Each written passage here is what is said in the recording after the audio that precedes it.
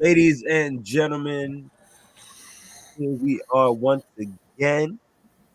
We're just gonna get into it. I am your man, K Marvel. What's going on, ladies and gentlemen? It's your boy QS. Typically, sort of right here, it'll be our brother, the Big Stretch, but he had a little accident. So, brother man, we'll see you in the chat. Hey Hopefully, there, everybody. It's good. the Big Stretch. Wow, wow. And it's me, Striker Dragoon, the commish, the prez. We're in the building. And all four of us are the four corners of common. What's the 3-4? Envy.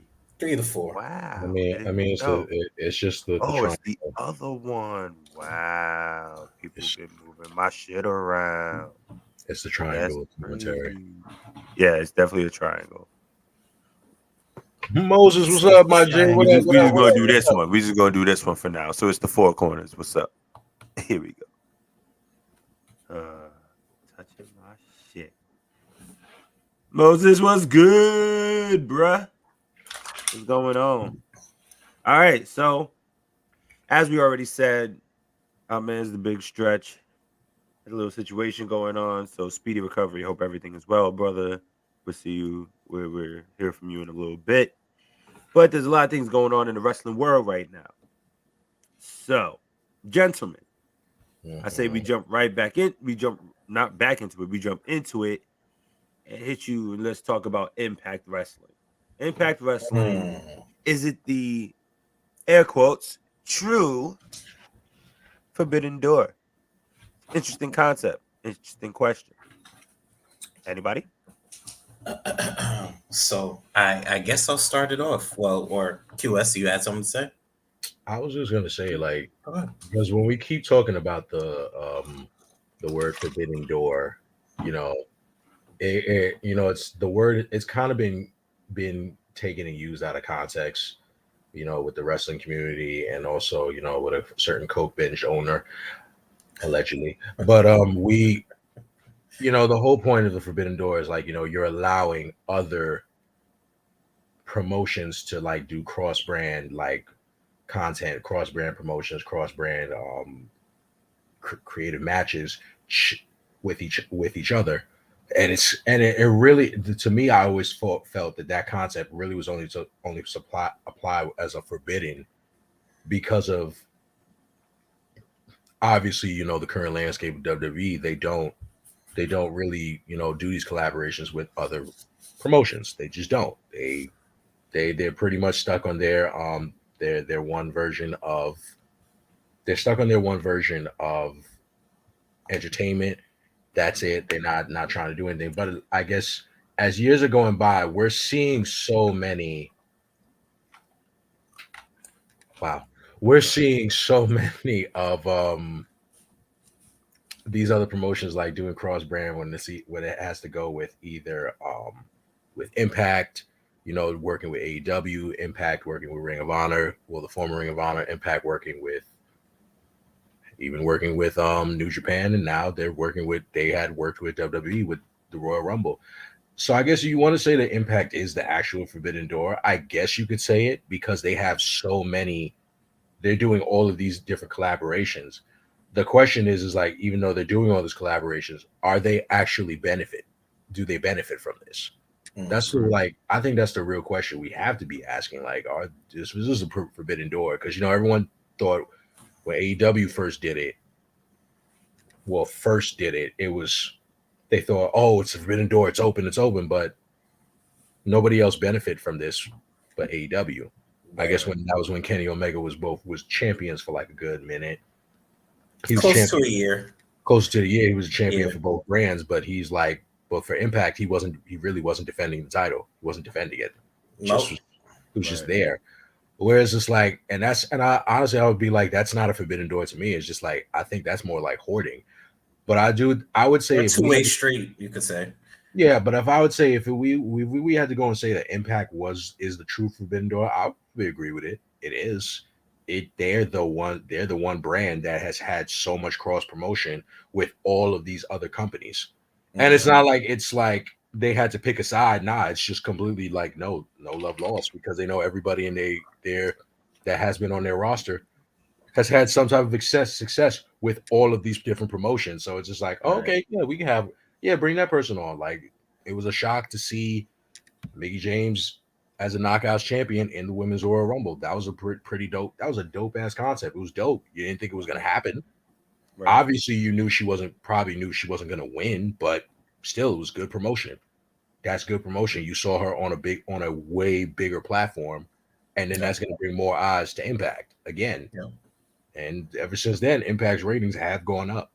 May not be astronomical, but they've gone up.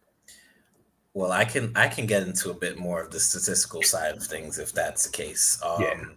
Impact has went from a measly maybe 19,000 every week to just with this recent pairing with ROH, they've more than they've went up basically 100%. They're at like 100,000 views every week on the TV show.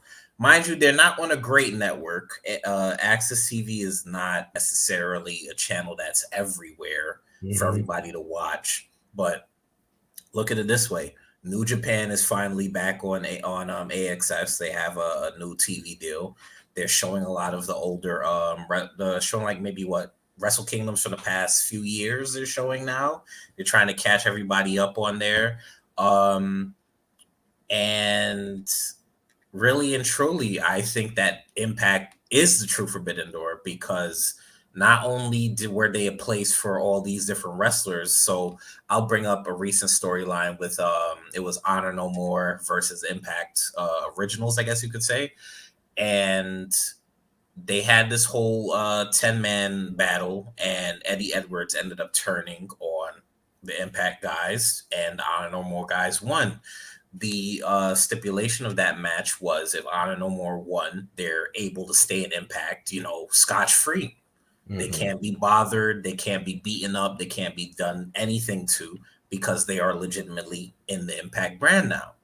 So from all of this stuff happening, that is when you finally see this ratings boost.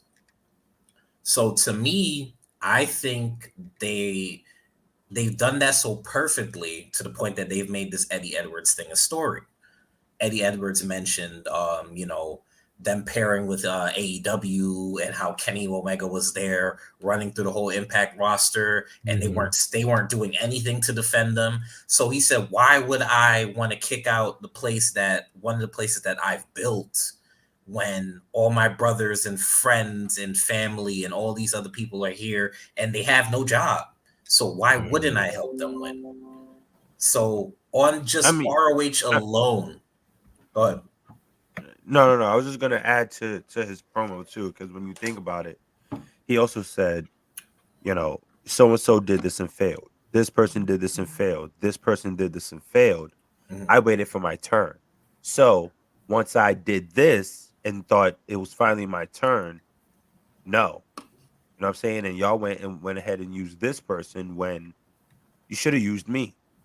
Right. So this has nothing to do with them invading. This has nothing to do with this has everything to do with the fact that your one pretty much saying your one savior was right here and y'all didn't use me to my full advantage because I would have brought that title home way earlier. You know what I mean? So because that's true. You never had a match with Kenny Omega, if I remember correctly. So the whole thing about Impact being a Forbidden Door is very much I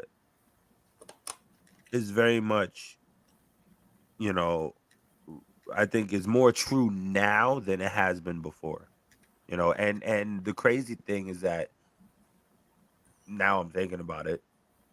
They talk about this Forbidden Door and this being a whole new concept when this is just the old days of territories. You know what I'm saying? Sometimes they would have a wrestler or two go to another territory. They would represent that territory, la da da da da da. You know what I mean? But that's pretty much what this is. Impact has worked with New Japan for quite some time. Yep. Impact when it was TNA, became TNA while it was working with the NWA already. Yeah. That was at least 20 years ago. That's true. What are they celebrating now? The 20th, right? 20 years? I believe Or some 20 shit years, like yeah. that. So, yeah. So, you know what I mean? So, their NWA title was their world title to start Right. with. They've worked with ROH. They've worked with New Japan. They've worked with WWE. Mm-hmm. And they worked with WWE before, but nobody wants to remember that. They Right. have. So the thing is that they've been doing this game for a while. Same thing with ROH. ROH has worked with Impact. ROH is or TNA. ROH has worked with New Japan. Mm-hmm. ROH has worked with WWE. ROH has, you know, MLW. Like, there's just so many different cogs in the wheel. We always got to remember that it's really the Forbidden Door isn't about one company being you know, that spot to where everybody can converge. No, the Forbidden Door is the opportunity for other wrestlers to go to all of these different promotions and experience these different matches with these wrestlers that they might have not A, wrestled before, or B, wrestled that version of that wrestler before. This is why this, we'll get into that later. Right. AEW match, very, very interesting because of the dynamic of the two wrestlers right now. Mm. All right. So, anybody else got anything? Can we jump to the next one? I just more so wanted to say if you were not watching Impact at this moment, ROH is there currently. I guess if you watch that Dynamite Wednesday, you already know that Tony Khan has bought ROH. So we don't necessarily know what the ROH situation with Impact is at the moment. We will see. But definitely give Impact a chance. And I really wanted to mention Matt Cardona. Like we speaking about Forbidden Door situations, Dude. Impact is letting these people run wild everywhere. Yeah. We This had dude is Josh going Alexander go to everywhere. New Japan Strong. We had Josh Alexander face Minoru Suzuki in Impact. We've had all these different types of convergences, you know, with different companies. Matt Cardona has 6 different titles across 6 different companies. Hold on, let's call it what it is. This man has the NWA world's World heavyweight Championship. championship. Yep. He's Come on, man. Give props to this man. And he said very recently, if it wasn't for the WWE, I would not be who I am. So people need to really stop giving shit. We'll get into that later. Sorry. Right. I'm giving all the good shit away. My fault. What do we have next? Yeah. Oh, it's perfect actually. The next one is it's on the ticket. Pat McAfee show recently. Vince McMahon was in this interview, hasn't been there in 20 years. He hasn't done what an interview. First and foremost, let me shout out Pat McAfee. First off, you know, there's a topic I want to do very soon. I think we need to revisit it from the first season. But Pat McAfee, man, yo, give you your props, homie, because that interview was honestly amazing. You know, your energy, the way you and Vince fed off each other's energy was incredible. Honestly, in my opinion. I say good job on Pat because good job on making Pat comfortable. You make on Pat being comfortable, making Vince comfortable, like human, and actually giving a chance to actually like humanize the man. Because you know, every time you like say, whether you, for the most part, when it comes to Vince and Kennedy McMahon, we always look at this guy. The general consensus looks at this guy as like this asshole or as the devil, and he's like he has no type of soul, has no remorse. Like there's a special place in hell for him. Majority of the time you've heard of Vince, it's always been like on online, it's always just negative. Whereas it's like you looking at this interview and it's just like, okay, it's a breath of fresh air. Like it was good to see, like this was just a fun interview.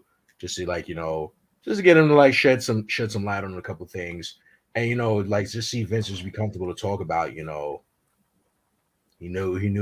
talking about his upbringing, talking about the business itself, and like he really is breaking and seeing Vince and hearing Vince break down like on the concept of branding, the concept of what is the difference between an actual professional wrestler and an actual superstar. Like he's like, and he's breaking down these words as to why he's saying these certain things. Like he's literally giving us the blueprint, like hey, here, this is the reason why I say these things, or why where it's better to say this, because it's good. Again, as he said, it's good for branding.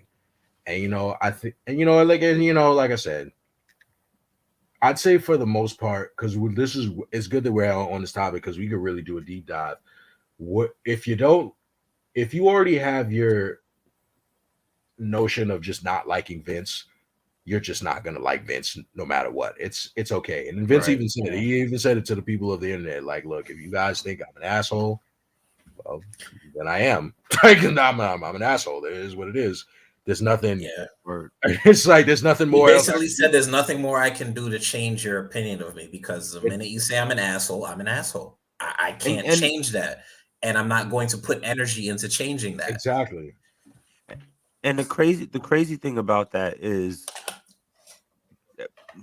that goes true for so many people. Like, yo, your opinion of me is going to be your opinion of me regardless of what I do. Mm-hmm. It could be good. It could be amazing for the community. It could be amazing for this planet. If you think I'm an asshole, then in your world, in your story, I'm an asshole. Cool. Like, I'm cool with that. You got to be okay with that and just move on. It's just what Vince does. He said it in that interview. He does not pay attention to the negatives. He just doesn't. Or the internet in general. And he still respected. God, sorry. No, it's cool, because I was saying, when you say it ties into what you're saying, he doesn't pay attention to the negative. He even said it's like, if you counter in a negative with a negative, it's just a double negative. And that's just that doesn't solve anything. I was just like, he just really like a good point. It's straight up. And also, like, congratulations not even congratulations, but like, good on him to like, when he clowned on Cole, that was still funny. Like, when they shout out to Bobby. That's who wrote that one. Yeah, shout out to Bobby, because it's true. Like, when they brought up Michael Cole, he was like, horrible human being. And it's just it's just like, yo, it's like he gets no love. He gets no love no matter where he goes. Real quick, actually, the crazy thing is that he did get love on SmackDown. Did y'all listen to McAfee last week? Last week, he said, in the ring is the greatest announcer of all time, Michael Cole. Real quick, I just want to mention, if you are commenting on Facebook, right on our stream, right in our description, under our description, it says, StreamYard, blah, blah, blah, blah, blah. Click that link, just hit OK or hit accept or whatever you got to hit, so that we can see your name in the chat, so we're not just guessing. Nah, we're not really guessing. We're going to our phones and we're looking at the chat. I'm not going to lie to you. There you go. Tricks of the trade, people. Tricks of the bloody trade. That's wrong. But anywho's, yeah, man, this interview really did a deep dive, and Vince was Vince. Like, he was just him, and you can tell. Yeah. And granted, it's amazing. There's like certain comments. There were certain questions and comments he definitely wasn't speaking on, like the limousine blow up, and then him showing up on Raw the next night. Yeah. But he just gave a straight face, and I'm just like, smart man, not speaking on it. He didn't need to. No, because he spoke about that shit mad long ago. For what? He's just not. He's just like, yo, man. But I think the thing is, and I have to speak answer to nobody. I think I got to speak for the other fans that were, I guess, upset about this Vince interview. Let me just say this really quick. It's Pat McAfee. It's just supposed to be fun. It's supposed to be funny. It's just supposed to be entertaining, like sit down with the boys. If you were expecting a 2020 interview like you would get from Barbara Walters, or you were getting an interview from Oprah or 60 Seconds, then you need to go to those interviews and literally lobby for them to interview Vince McMahon to get those hard-hitting questions that you so want. Vince was just giving was just giving a pretty much. This is an interview. He wanted to do. He's like, look, just to like kill the doubters. Like, listen, hey, I'm gonna do the interview. It's just gonna be lighthearted fun. That's it. I give a basis on like why we're the business or why we are today. That's it. Y'all were looking for the dark and y'all were looking for dark, pretty much the dark side of things because you wanted it to satisfy your hatred for Vince. You weren't getting that with this. And also, Pat works for the man. Like, why are you expecting someone who works for this company to like grill their boss and give these controversial questions? It's not. But you know what? He did ask him some crazy questions. But he really did. But you know what? You think of it this way too, right? Yes, you can say that, but I always felt like Vince McMahon was always the type of person where he was like, "Listen, there's really not shit that you can ask me that I'm either not going to say anything or I'll give you a fucking answer. But either way, like you're not going to hurt my feelings. You're not going to bother me. Like, it's not going to bother him. Like I said, like Vince is a straight shooter because, like as you said, when it came to ask questions of like letting people go and everything, he said it's business. He said it because a lot of people were offended by the whole dead weight comment, but he had explained it. He's like, look, like before when the company wasn't public. He did have to take a lot of things into consideration, like really start thinking with his heart. It's like, oh, like this guy has kids, guy has a family, this guy probably has some sickness going on right now. I don't want to be the guy to let him go. But it's like now when you're public and you have shareholders, it's like he always said it. He's like he had said it when him going public, it made him double down on being a businessman. So it's like none of this is personal. It's just business. And it's just like, and you're listening to it intently, and you're like, yeah, it's just business. It's like, and he said it. He's like, even though he let them go, he's always open to welcome them back. He's always open to let him come back. Like, hey, you can come back. Right. You can enjoy. You can watch. You can come back and enjoy this time and be with us, and we could have all types of fun. It's no love lost. It's just business, not personal. Right. And I'm just like, that's a pretty standard answer. And then with him even going on talking about like, the difference between saying a professional wrestler and actual like WWE superstar is like, like you understood how he broke it down, like saying like, as a superstar, as a WWE superstar, it's supposed to like make it be it's more larger than life. Because again, now they begin again, WWE being public, they want it to be larger than life. Yeah, it has to be like, he uses certain words and he's breaking it down, like saying with this WrestleMania, it's going to be the most stupendous WrestleMania of all time, the most stupendous. It's like stupendous with his branding. Yeah, it's branding. It all goes back to branding. Like it's like that's why when we sit here, we always sit here and wonder, like, yo, Vince is so out of touch. It's like, nah, he's really not. Vince is just very good at marketing. He's good at marketing and branding. He knows exactly what he's doing. We may not like it, but in the grand scheme of things, we are also not multi-billionaires trying to actually brand a whole entire business to get more money in our pockets, in the business pockets, for it to be almost on a global thing. And it's just like, And Vince, what Vince said, I'll probably paraphrase that. I have some quotes. So he started off the interview with saying, "I don't believe in ceilings." Just said that started me off in positive energy, saying I don't believe in ceilings. He doesn't believe it. He doesn't believe in it now, because everybody was thinking about what he said before on Stone Cold's podcast, the brass ceiling, like the brass, not the brass and the brass ring. Brass ring. And it's just like, well, yeah, this is a brass ring, but as he said, he doesn't believe in ceilings. Like, yo, it goes even back to with Brock. When Brock had his interview with Pat McAfee, said it like, yo, you got to do what you got to do. You have to do whatever it takes to really get yourself over. Like, there's no ceiling. It's not like everyone's like, this is guy. You have to do whatever it takes. And if it doesn't get you over with the live fans, it doesn't get you over with backstage, and doesn't make you haven't convinced Vince, then you got to keep going back to the drawing board and figuring that shit out until you get let go. It's just part of business. It's like any type of shit. Like, yo, you got to keep doing it. Keep pushing. Keep striving. It's not. Go ahead. No, go. No, go ahead. Go ahead. I got you. I was gonna say another thing that he said is that everything they do is calculated. So in a sense, he was saying that you have very smart people around you. You just have to listen to them.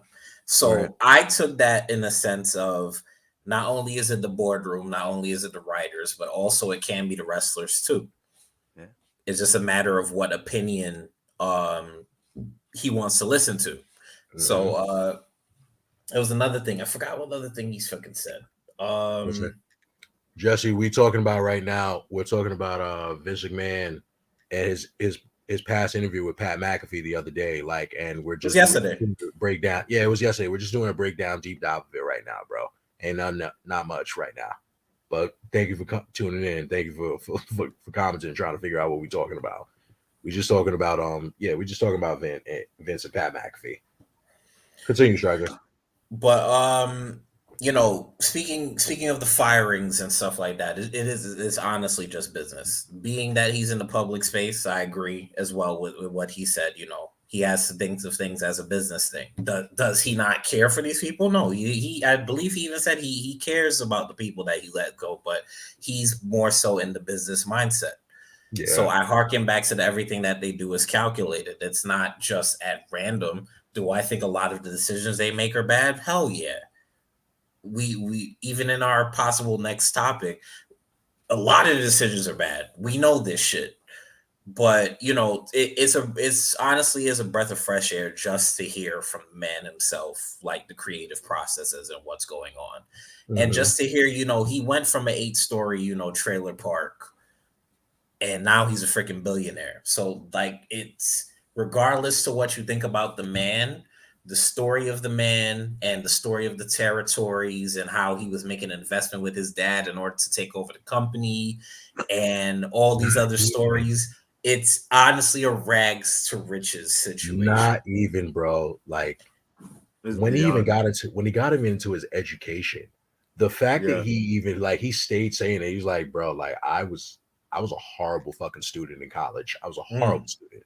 And he went on, I guess back at his time, like if you got like a B-, you weren't even able to graduate. And I was just like, wait, hold the fuck up. Like a B- and you're not able to graduate undergrad. Like now, like for grad school, you can't get anything less than a C.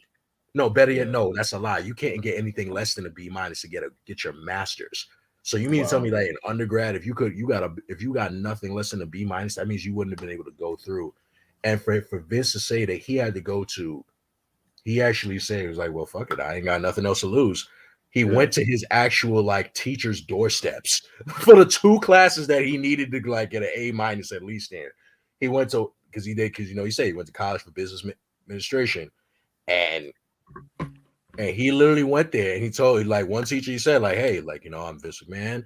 I really need, I just want to know, what do I have to do to get this thing to graduate? Like I need to graduate. I'm not trying to start all over. I just want to get through this. This is he said it. He's like, I had nothing to lose. And his other teacher was like a complete fucking asshole. His complete other fucking teacher was an asshole. Just was ready to call the cops on him. And he was just like, well, call the cops.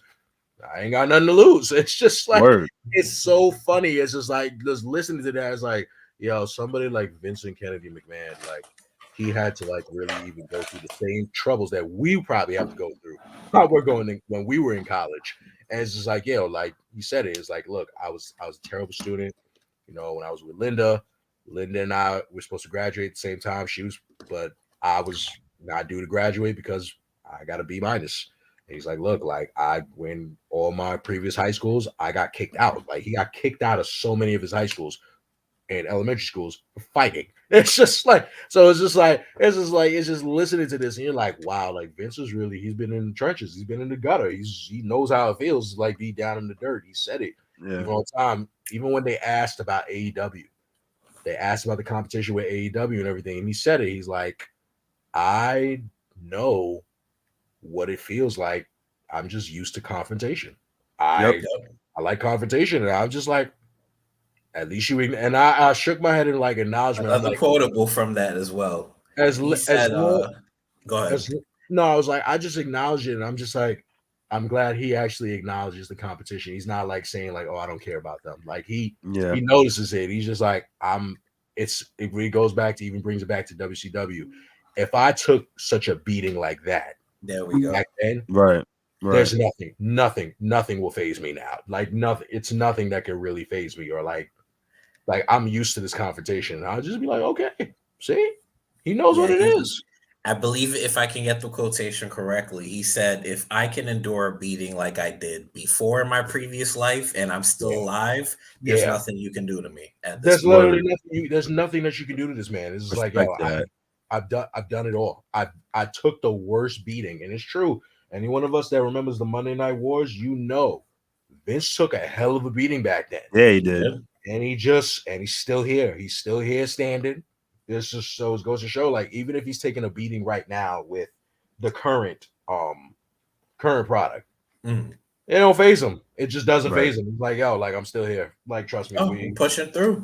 Yeah. The man has 30, 40 years on TV just showing this show, and, you know, just being around, just to even have the TV show, the amount of ideas flowing through your head, like, it's nothing but respect for the man. You can hate him for whatever, you know, business decisions, but the creative genius, the mind, you know, just his work ethic is something to be respected. Not many people can equate to that. Give Vince, give Vince the ultimate respect. You can go, K-Mo. My fault. No. It's cool. I was just gonna say, I think, you know, Pat McAfee kind of hit the nail on the coffin, put the nail on the coffin, hit the nail on the head, hit the nail on the head. Stick to that one. We really should be, as much shit as we talk about Vince McMahon. Gotta give him his flowers. Yeah, man, you gotta give him his flowers. This dude has created a multi-billion-dollar company. You know, he's been. But you know something? I think this showed the real side.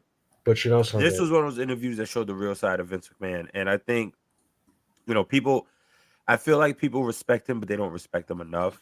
And that's really what we need to do. We need to respect this man and respect his.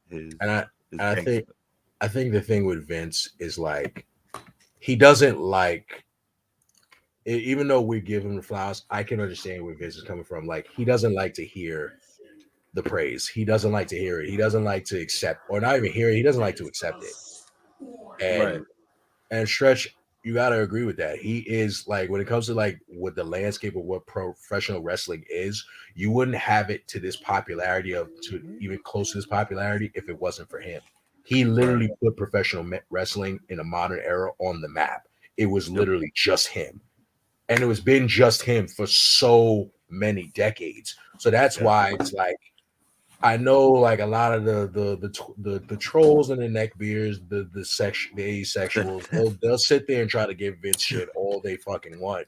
But you gotta, like, for a good minute, it was literally just Vince.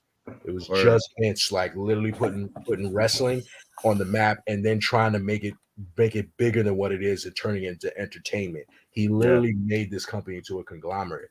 Even then, going back, you know, saying that Vince doesn't like taking praise, hell, him admitting, then coming out and saying that he's the one that's going to, like, induct the Undertaker in the Hall of Fame. It's confirmed, like, he's inducting Taker into the Hall of Fame. I mean, and obviously, like, because of the and even when they tried to break into that, you could tell, like, when it comes to Taker, he's very like, I've, like, a lot of times we've only seen, like, Vince cry on documentaries. I've only seen Vince cry or, like, get really emotional with two people. Literally, like, two people I've seen on documentaries like that. He really gets, like, emotional. No, well, three people he really gets emotional with. It's Triple H, Shawn Michaels, The Undertaker. Like, you could still go back to the last ride, and when it was like, when they were giving sorry to interrupt. Look who showed up. What's going on, Stretch? Bad shoulder and all.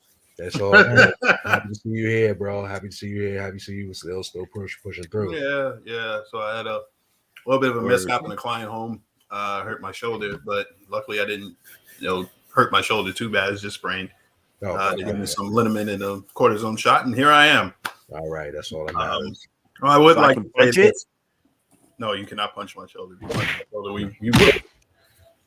I'm telling you. Yeah. But we will be going at it if you punch my shoulder. But yes, I will say this, Striker. If you ever damn do my intro again, you did see that. It'll be slow singing and flower bringing in Brooklyn.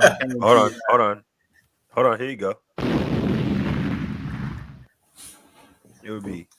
What he said. Flex. Don't come after us, all right? We got Diddy bombs, okay? He said it would be Kawasaki, Hiroshima, and Nagasaki.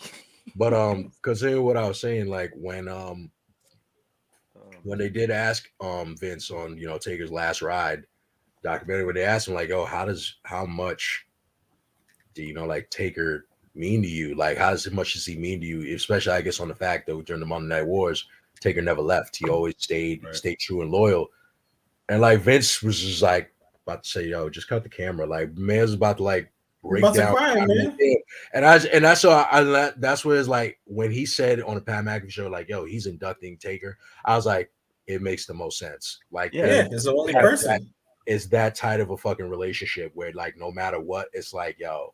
And he even said it. He's like, yo, like when Pat even asked him, like, yo, how did it feel to be like, did you ever like ask him to be like, yo, to stay and all that while this whole Monday Night Wars is going on? He said he never asked, never gave any inclination to it. They never spoke about it. Yep. It's like didn't speak about it. It's like, yo, it's like what's understood does not need to be explained. And I'm just like, yo, that type of undying loyalty, you cannot find that in many people. You really can't find that in many people in a lifetime.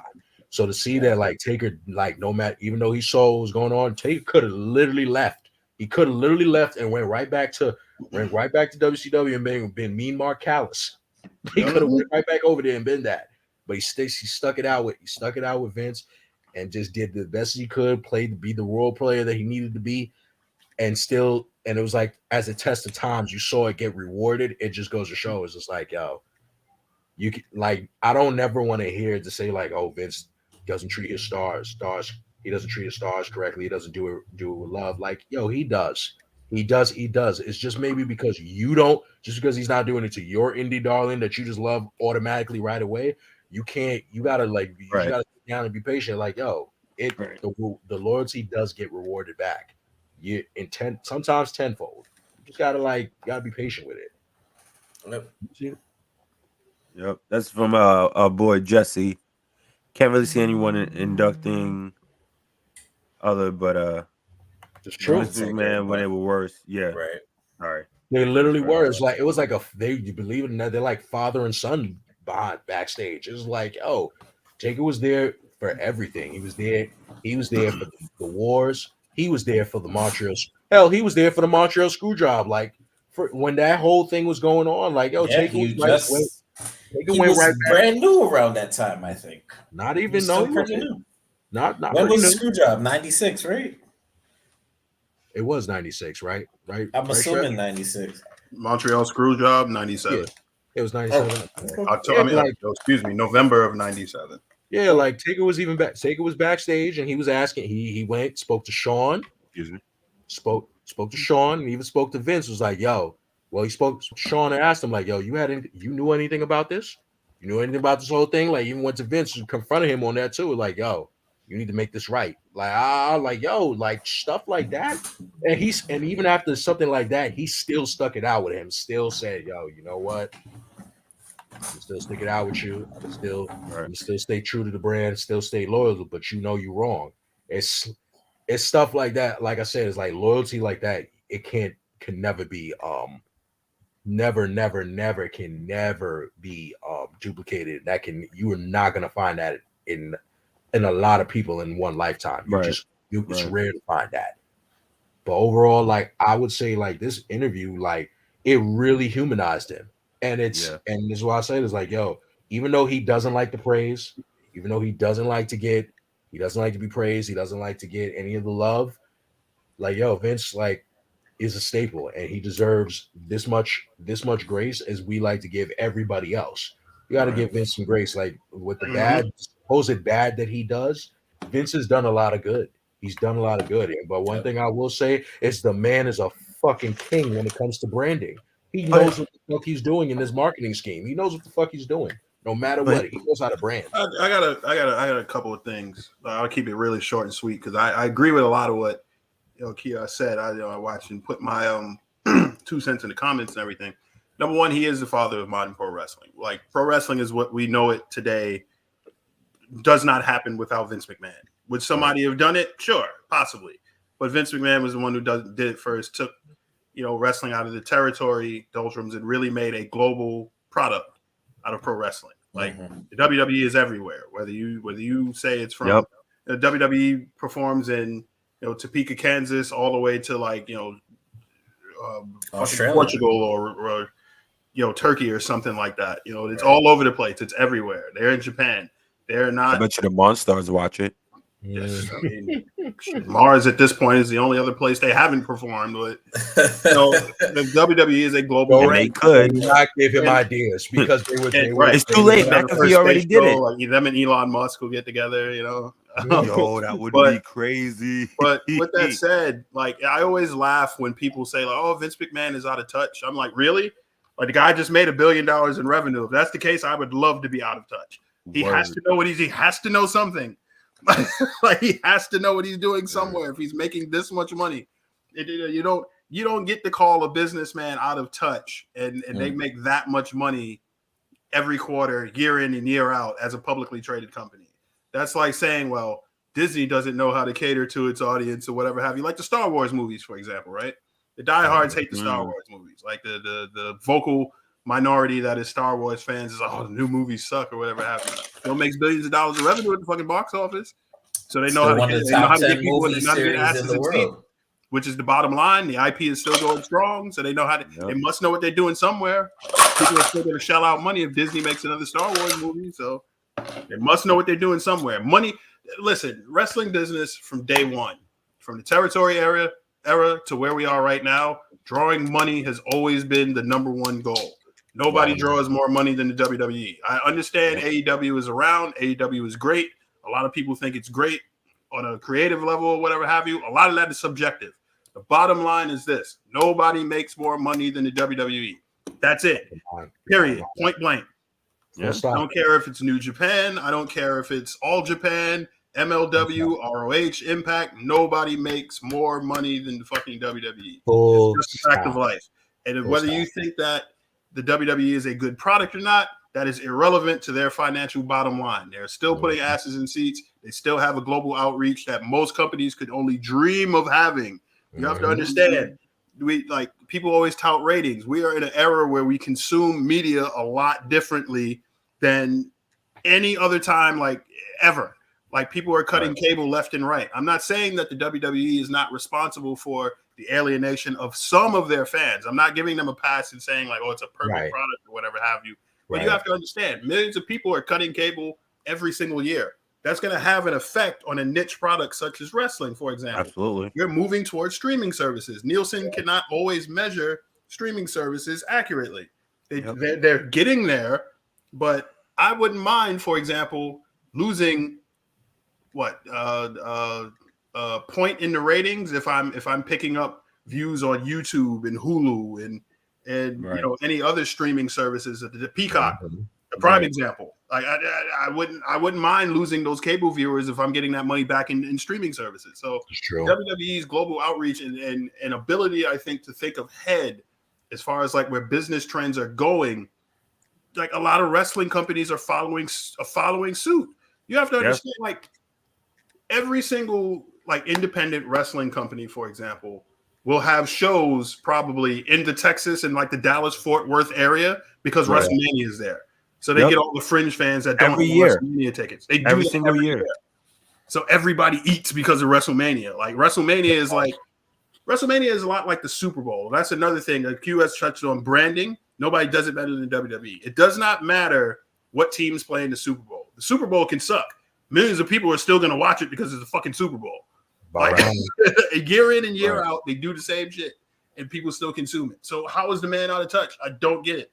Like, I would love to be called out of touch and then be a fucking billionaire. If anything, he's not out of touch. He's just right there. He's just right in the present. He's right on time. He's never been out of touch. It's exactly as he said in the interview. It says that interview is that he's not. If he sat there and just basically paraphrasing it, if he just basically sat there and paid attention to the internet and what everybody on the internet says, he wouldn't be making no fucking money. No, he wouldn't. And that's probably the truth. He wouldn't be making no goddamn money. Like he's already doing, like, the minute NFTs came out, they already had John Cena NFTs on freaking set. Come on now, like that's even scarier. Even is like, bro, like now he's already pushing the company to like this, like, and it's even then, like, put that comment up. Let me see Bobby's comment real quick. Put that up. Because that's 100%. This is a fact. Yes, exactly as he says. Even the people that talk trash about WWE are still watching WWE. And the WWE, you know what? Hold on. Thank you for your engagement. Let me understand. Please, like, I want y'all to really understand this. Hate watching, you're still giving him the money. You're still giving it to him. You can complain all you want, but if you're hate watching, you're not doing any service. You can sit here and go on Twitter and tweet it out all you want. You still watched it. If you watched a highlight, you still watched it. So, and what does that equal? That's another stream. That's another count on the stream. So here's the funny thing about that, right? People continue to forget. Hold on. Can somebody go ahead? I gotta take this. My bad. I'll say this. Oh, go ahead. I'll say this really quick. Like, you look at NXT, for example, right? WWE created an alternative within their alternative, but changed it recently. Mm-hmm. Like, I was talking to a friend of mine the other day, and they're like, "Oh, it's like I can't believe they changed NXT. Like, I never watched like the main roster WWE, but I watched NXT." I'm like, you're no different than those people that were like protesting against Nike because of Colin Kaepernick. It was like, "Oh, I'm gonna wear Converse now." That fucking Nike owns Converse. Like, it's still supporting fucking WWE as a whole. Yeah, if you just watch NXT, like if you want, if you, and that's another change. If anything. And those fuckers are the reason why Vince is taking complete control of NXT at this moment. You know what? And I'm not going to say he's taking complete control of NXT. If anything, because this is another point that was made, is that NXT 2.0 right now is just basically being brought back to what it was originally supposed to be. Yes, it's developmental, but this is the dream. This is actually the NXT that Dusty Rhodes was originally trying to push. The black and gold brand, while the black and gold brand, yes, it is a testament in time. We will always love and cherish it. Absolutely. It was phenomenal fucking wrestling. Black and gold was originally like ROH with a big budget. Yeah, that's literally it. And the one that was pretty much what AEW is. And that's an AEW with a bigger budget. And yes, it was only pushed that way because yes, that was Triple H. He was the head of the reins of that. You know, he was trying to get all these upcoming indie stars and just push it, put it on the map. But again, that was not the true vision of what NXT was supposed to be. NXT was supposed to be developmental, supposed to build these stars and push them. You got the name when you had the black and gold brand. You already had established names that were already basically on top. You had the Shinsuke Nakamura's, you had the Finn Balor's, right. you had the Samoa Joe's. Kevin Owens, Sami Zayn's. These are all established fucking names in New Japan and fucking Ring of Honor already. The fucking more than that, PWG, fucking you have MLW everywhere.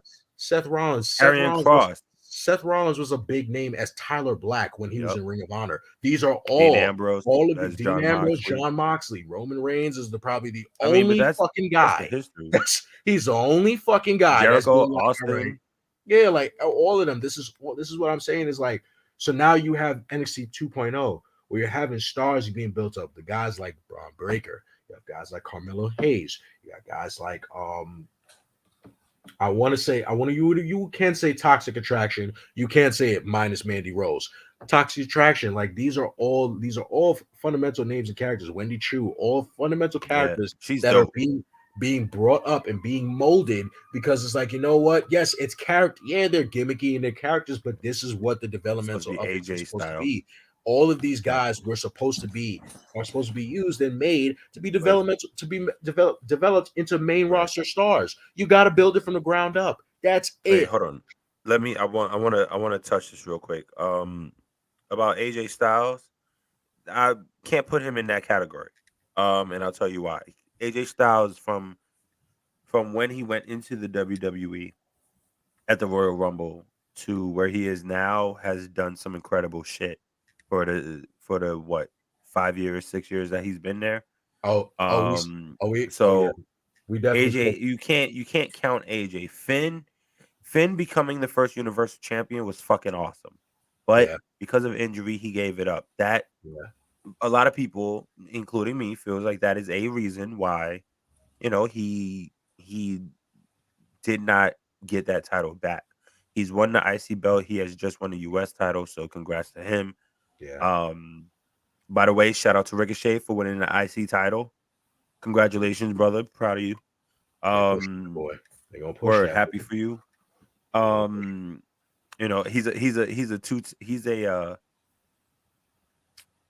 He's a double champion right now. If y'all didn't know, man's a double champion. You're on mute, Stretch. Yeah. I was gonna say he's a one-time U.S. champion and a current Intercontinental champion, North American champion. He is North Wait, American what? champion. North American. He wasn't. What are y'all talking about? No, we're talking about. No, he is a current double champion.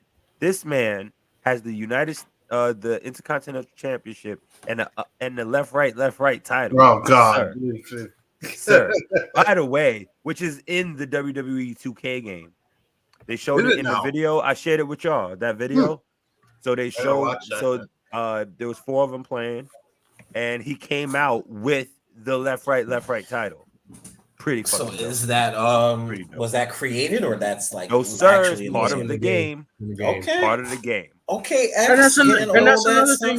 And if you had to like, and if y'all want to talk about comparing all these other fucking wrestling promotions to with WWE and their marketing scheme, you ain't making clear cut, almost cutting godlike graphics in video games like y'all doing with the WWE. Y'all ain't doing that.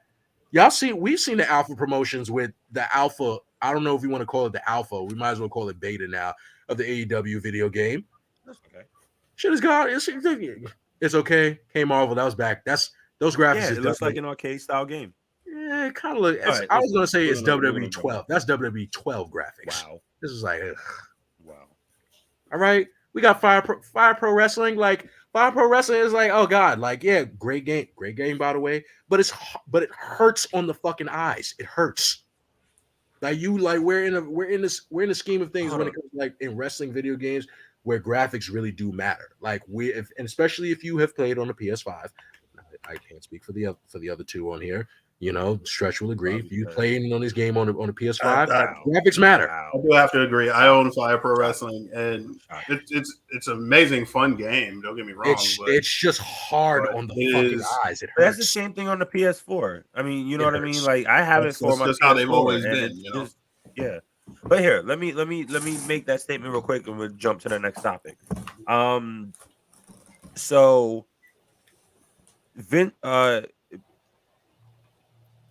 when people talk shit, you know what I mean? When people, and it goes both ways, and it goes for multiple promotions. People talk shit about Impact, but they watch it. They talk shit about AEW, but they watch it. They talk shit about the WWE, but they watch it. That's like, whatever. Bottom line is, when you go on Twitter, when you go on Facebook, when you go on these social media platforms, TikTok, wherever the fuck you use, fucking, if you're still on Black Planet. Bottom line is showing your age. When you tag I don't give a fuck. I was never on this shit. You sure? Yeah, promise. The problem is that when you tag these promotions, when you at these promotions, when you at these wrestlers and at these talents, right? The fact of the matter is that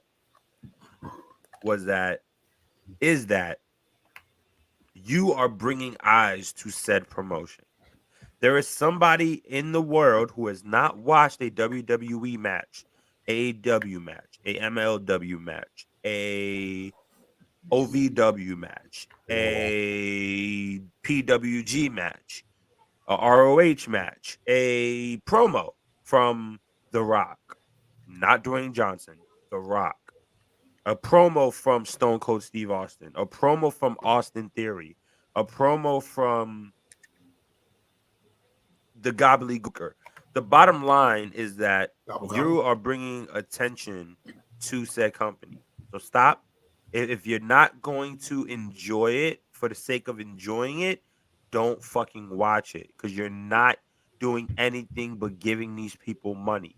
Right. I'm okay with giving these people money because I enjoy these fucking products. I'm cool with that. You have to understand, like, the way ads work also, like, when it comes to, you know, ad sales and stuff like that. Anytime you mention a specific company, you like the way algorithms work on the internet. They'll put it in. For example, put like right. For example, if you tag WWE in something, it's like, I can't believe, you know, WWE allowed you know, Ricochet to become the Intercontinental Champion or whatever, something like that. Just for an example, right? You will get ads. I mean, it'll be out there. Yeah, you will get ads on like Google and Facebook and wherever you visit or whatever have you about the freaking WWE. You're just adding to the engagement. Just don't fucking watch if it bothers you that much. I'll leave this. I'm gonna just leave this comment with, because this actually was a comment that I liked on Twitter, and it still holds value. It's a comment from the MRD81. So if you ever end up watching this, you already know we're giving you a shout out for this. Is that Vince made $1 billion off this wrestler shit, but a motherfucker who spends his whole paycheck from Walmart on replica belts will swear up and down they know better. Yep. Let that go and show you that y'all sit here. There's some folks that literally will sit here that I've seen personally come to the shows because I work in an arena and I've seen them come to the shows. I can attest to that. They think they know everything because they love you love the business so much, but they think they know better than the man who actually created this whole fucking thing. This man that made this same company a multi-billion-dollar conglomerate. Right. You know better than him because you're a fan. Like, oh, wow. That's like me, like, you know, and Q, as I know, will agree with this. We're huge basketball fans.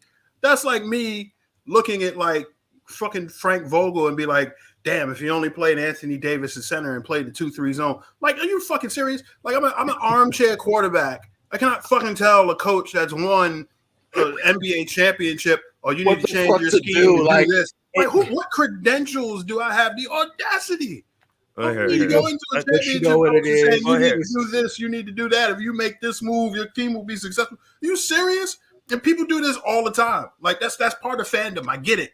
Like, you think you watch so much and you get invested. And the truth is just we don't know shit. We don't know shit. We really do not know shit. We're not out there to deal with us. We just don't know nothing. Well, gents, let's jump to the next topic. Talk Is Jericho had Keith Lee on it.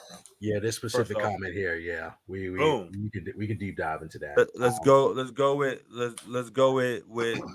with this. I just want to start this off because y'all know I'm a big Keith Lee fan. Keith Lee. I appreciate everything he does. There was a lot to take in with this interview. He sounded like he was having a lot of fun. He sounds like he's in better health, which is great to hear. Excuse me. Something that caught that I wanted to. I just wanted us to pick one quick topic about it, so we can get to this shindig going on Sunday. First and foremost, I wanted to talk about him being told that basically he sounds too smart. He sounds like he's too intelligent. And I just want to say, so when I'm gonna try to make this quick. When I was younger, I kind of speak how I speak. You know, I mean, I think I've, for the most part, you know, depending on life and where I'm at, whatever. You know what I mean? You pick up dialects, you pick up things to say as you grow up, whatever. But I've always been I've always spoke like this. Um to hear that's I've always appreciated Keith Lee because of that. That is the reason why I personally have always appreciated him, because he is very articulate. Mm-hmm. He's intelligent with his words, and I'm not speaking ill to anybody else on the mic. I'm not speaking ill to anybody on this podcast. I'm not speaking ill about myself. I'm just saying the way he speaks is very similar. You know, it's funny when people when you you know I we always said, and when I mean we is conversations or things I've spoken with people, me personally, but it's always been, you know, oh, you're not just that silly kid that we know. Oh, you're not just that, you know, I don't want to say clown, but you know, you're not that you're not just that hyper, you know what I mean? Like you're not just that playful kid all the time. You know, you can actually hold a decent conversation, and by decent I mean intelligent and articulate. Um So wow. I'm It's gonna not say about talking about Keith Lee, you jerk. so. I'm not saying I Yeah. talk faster. I was trying So to I'm rush gonna. through. So Kmart, I was gonna say, like, you know, I understand where you're coming from. I get what you're trying to say, and I kind of understand what Keith was trying to basically point out in that episode in regards to what Vince said, and I low key kind of can agree with Vince. Low key, I get I mean, you're I not the get only person. like I get with the context. It sounds crazy. It does sound wild, especially in the current climate that we're in. That does sound insane, but we have all agreed that Keith Lee is extremely intelligent. We have all agreed that Keith Lee is extremely athletic, and he is a gem in the ring, and he deserves all the accolades that should be given to him. We all agree on this. But I would also say, but I can also test, and I see where like probably Vince was trying to tell him is like, yo, it just you can be, you literally have all the tools to be this badass, but then in the same sentence, you sound like Yoda. You But sound like he's Yoda. but he explained that. Yeah, You but know, that's and I this know but but that's the thing. Like I know he explained it, but this is why I'm saying is like it can be understood as to why Vince felt that way. It's just like, bro, like you, excuse me. it's like, Understandable. yeah, like okay, Understandable. it's like Like not to say like you can't go to say like you can't like I get what he's saying, like, you know, I can't just be intense. I can't just go on command. It's like it's not even saying like you can't turn it on command. It's just like, but at the same time, it's just they're asking you. This is technically part of your job. They're asking you to do it. It's like, look, they're not trying to make you change your whole fucking identity. They're just saying, like, bro, like you just it came out wrong, but they're really just trying to say is like, bro, I just want you to talk like the badass that you are. Like you can't. I'll say this, Kyle. You can't really. It's like you're looking at a character because I've even definitely looking at Keith Lee of his whole history, even when he sounded heel, when he was a heel. It's always been that Shakespearean. It comes off as but Shakespearean, but when you come off as Shakespearean, it it is going to sound uppity. It is going to sound uppity right. and obnoxious. But at the same time, Keith Lee's characteristics and thing, it just makes him lovable. So it's like your character always is going to be at this imbalance or a bit of contradiction. It's like, well, Right. even if you're a heel, I still love you. It's like, But this is what I'm saying. The problem isn't, and you know what? Maybe it's the individual. Maybe it's just me. So the problem to me is not that people can't connect because of the way that he speaks. I knew that shit. You know what I'm saying? Like yeah, if we've all had we've had multiple conversations, all of us, be it together as a team or individually. We've all spoken to each other about serious things. We all spoken to each other about bullshit. When I speak to y'all about the serious things, imagine me, who I am, going out somewhere, right? Being angry all the fucking time. Like or or putting on this persona that I have to be a badass.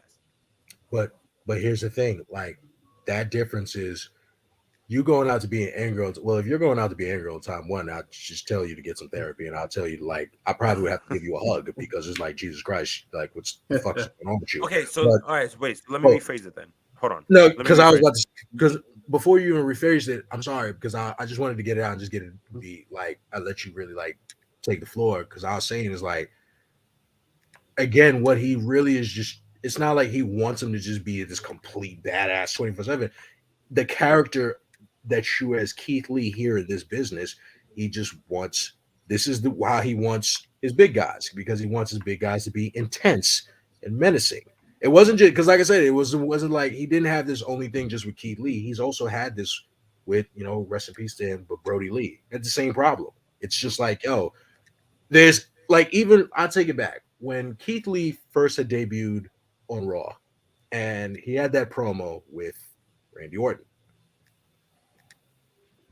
Keith is supposed to be the face, but when he came off talking to Randy, it just comes off as like heelish, because it's like, bro, like it's the Shakespeare when you and I think it's just because of it's the Shakespearean tone. I get where he's coming from. Yeah, the Shakespearean speech sounds condescending, basically. Yeah. It sounds like a condescending, like you're a condescending blue blood. So It's just like this comment is actually what I've heard too. So it's the way he delivers, it's the way that he speaks. And here's the thing, and here's the crazy part. I understand what y'all are saying. I'm not necessarily disagreeing with you. My issue is he said that that's not in his character. You have to get him to that point. This is why I can relate with that comment, because that's how I am. It takes me a lot to get me to that point. The fact of the matter is that and this is why I want to rephrase it, right? Maybe not just going out. Maybe I'm on another podcast, right? And I go on that podcast to be this angry fucking black dude. You know what I'm saying? Mm-hmm. Knowing damn well, I mean, it might work. Who knows? But you know what I'm saying? Anything can happen. But knowing damn well that that's not how I wanted my own perception to be. But because it's work and this is what's working, and you know, if I have a boss, whatever, you know what I mean? Like, the fact of the matter is that is part of his character. He's going to try to do the best that he can. That's fine. Right. I was going to say that, like, to say that, like, it's not in his character. Okay, fine. Like, personally, it doesn't have to be a part of his character, personally speaking. But you would never, for example, hear Denzel Washington say that the character that he played in Training Day is never a part of his character. He's acting. That's a part of acting. Right. It's part of acting. Him saying that is like essentially saying, I'm not good enough to play this part. Like, that's shooting himself in the foot to me. Yeah, like that's I could agree with that. Yeah. Now, I'm not saying that now. But did you hear what he said though? He said it was like, it's the build up and it's all the time. You know what I mean? He didn't want him to. It's the misconception of him talking. It's the misconception of, like, he wanted it to be go go go go go. But fair. His style and I can't knock anybody because that's how creative is. Like, I can't knock them for it. I think that's fair. And if you want to argue, perhaps the WWE they used the Bearcat character, didn't put him in the best position to succeed. I'll say perhaps. That. Perhaps. I think that given enough time, I think he could have made it work. But at the same time, I don't think that you can say objectively saying like, well, you know, this character isn't a part of my character. Sure. Like, I don't think Denzel Washington I don't think that's what goes he said. around I'm intimidating people in project buildings, acting as a cop. That's not in his character. Right. But he had to play that role. That's the difference. That's what an actor does. An actor takes themselves out of their normal character and is able to adapt and play a different person to bring that character to life on a silver screen. I'm pretty sure Jack Nicholson doesn't go around painting his face white and a red smile on his fucking face. Yeah, that's like Jack. Did you say that because the movie came out? Is that blows what my mind. Jack Nicholson's not going around like going around everybody like, here's Johnny. Like, he's not doing that. It's just not like doing anything from The Shining. It's like Anthony Hopkins is not freaking toying with detectives and eating people all over the freaking world. He had to play Hannibal Lecter he personally is not Hannibal Lecter. So it's like, okay, I get it from both angles. It's not a part of his character to come across like that. He genuinely speaks like that. He's a very smart man, you know. Right. And I get what QS was saying, like to hear somebody that big, you know, and he speaks very like, you know, greetings, fluent and articulate. Very That's what articulate. made it It comes different. across, Salutations. it It's comes just like- across but as that's what very makes it heelish different. when he Yeah, does it's stuff just like like, that. It's heel work. I'm It okay is with him heel being work. a heel like that. It I'm is just heel work. saying, But bro, I like, don't know. I mean, I just say like, bro, like even on AEW, he does the same thing. It's just like I just get it, like as you know, far like, as and like Ricky Starks is like ripping, and Ricky Starks be ripping him a whole new asshole every time Yes. in the promos. To It'd be be- like, But and you he gotta he look has at it this stigma. way. You gotta All he look at does it is this way smirk. too. We gotta look at it this way. Exactly what's happening to Keith Lee now with the AEW situation is exactly what he said in the interview. He says, I need something. He said in his mind, he can't do that out of spontaneity. Like he has to be in a storyline in a sense that makes sense to him. But So he's not going to bring out that intensity. So he literally had people beat him up. He said that. He said he literally had people beat him up to get him into fair. that. And that's fair. But then to counter that, why not actually learn it, to like teach yourself to be like, you know what, let me just get out of that space and saying like, I need something to bring me into that 10 space where I could just say, fuck it, just do it. Because we're still entertainers. Yes, I'm a professional wrestler, but I'm also entertaining. I just have to let's just do it. I get like, come on, like who the fuck says salutations in 2022? Like, God I get damn, where Striker is coming he does. from. Absolutely, I get where he's coming from. You know, and I get where Marvel's coming from too.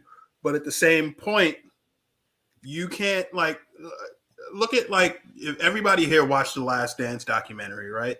Right. Nope. When you have to play a role, sometimes you have to make things up.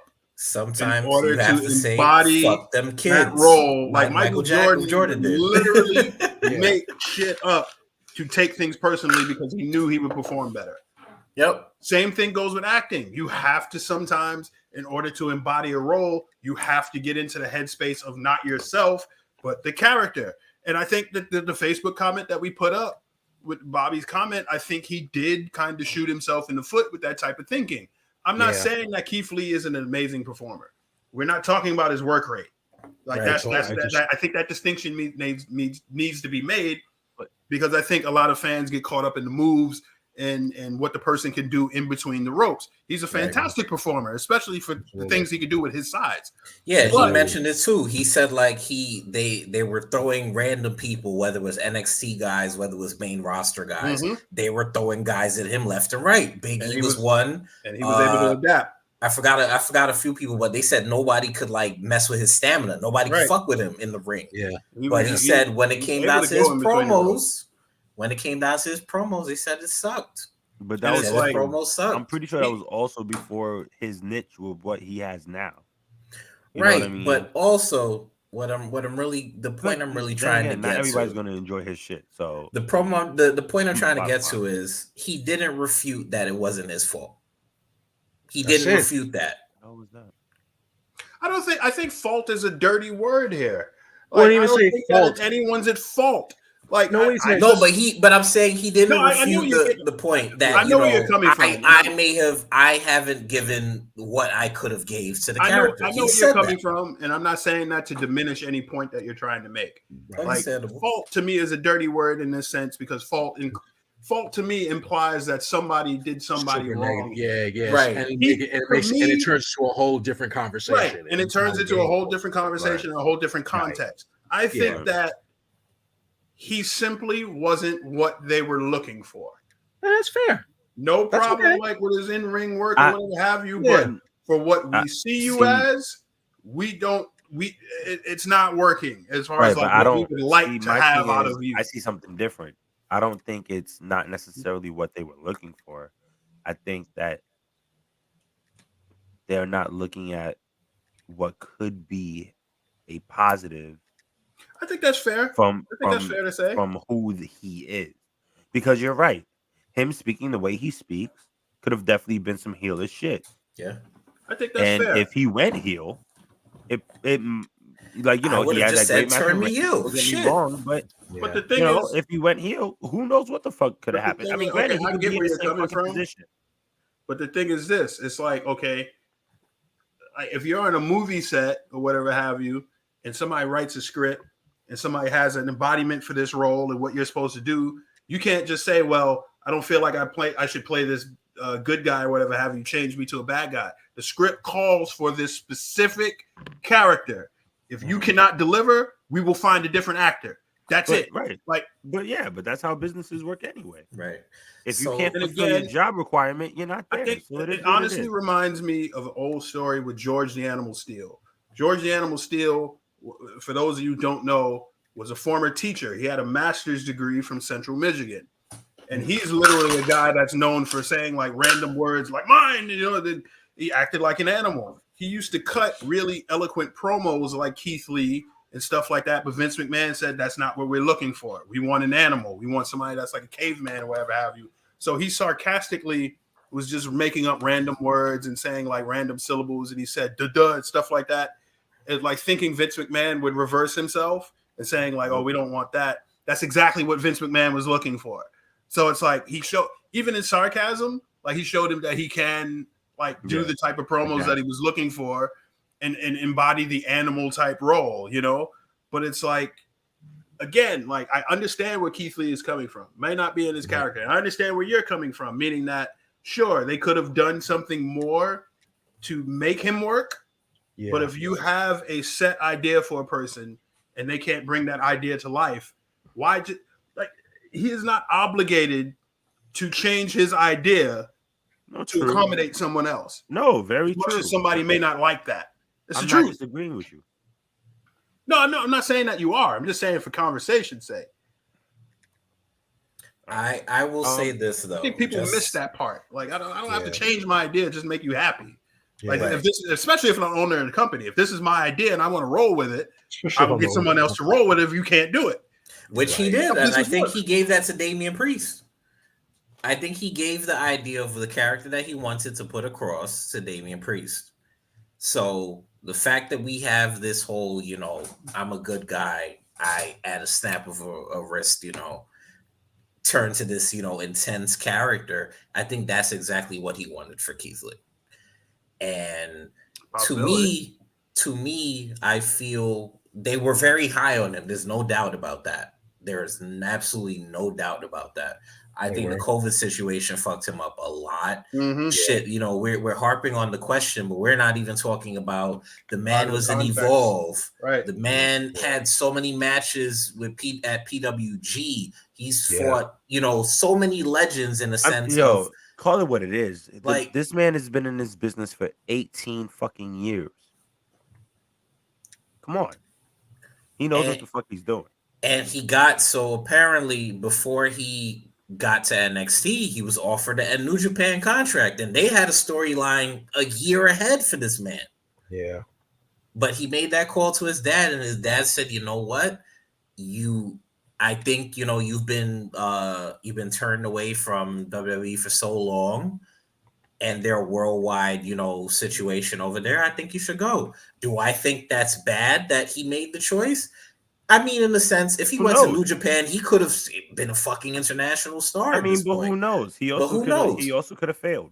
So we just don't know. We'll never know. Real quick before we get into this card, what about Mr. Tony Khan buying ROH? Big deal. Good for him.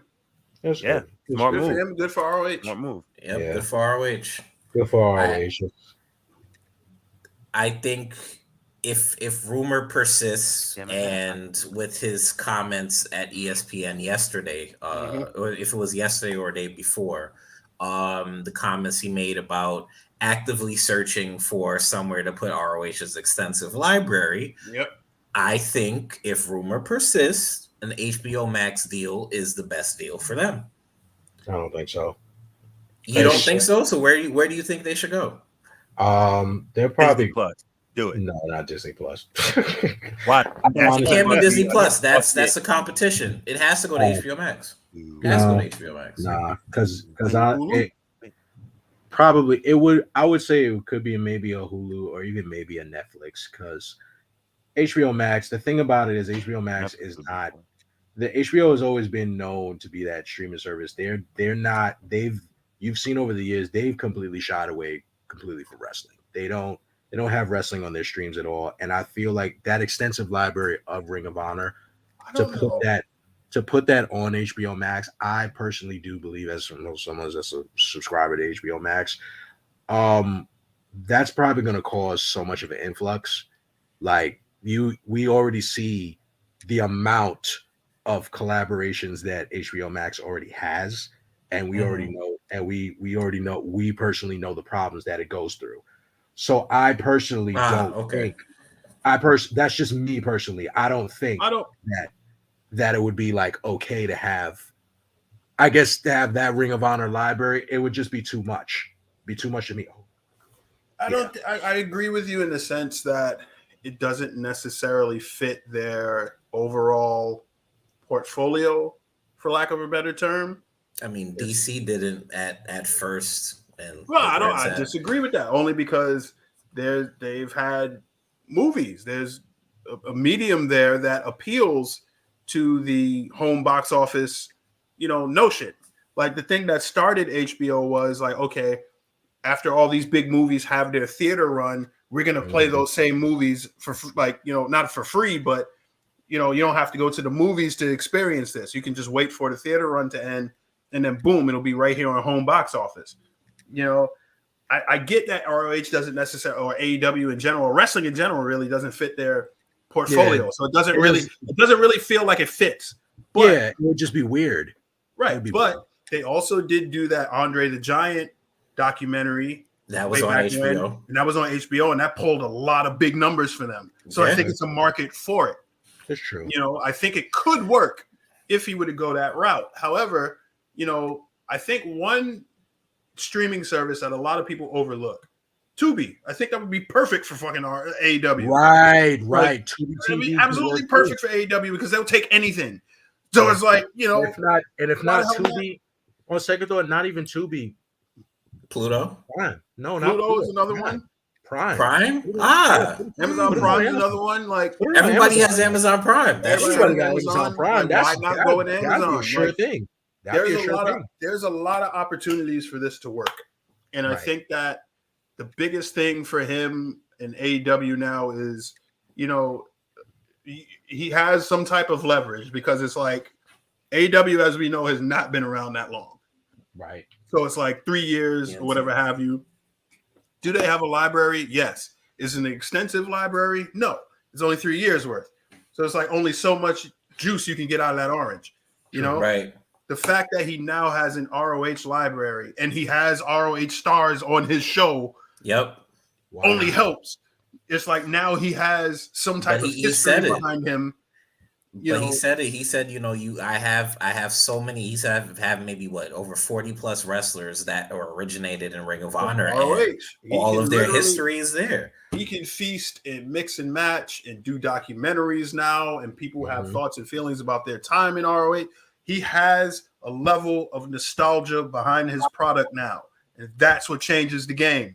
WWE, I always tell people about WWE, even with the advent of the WWE network, they never have to do another live match again. They could feast off of documentaries for the rest of their life. Just put stuff out on Peacock that's really just old. Have a deal with A&E again. Right. Like, it's ridiculous. They can put house shows. They can put all types of different behind the scenes stuff, bloopers, whatever you have.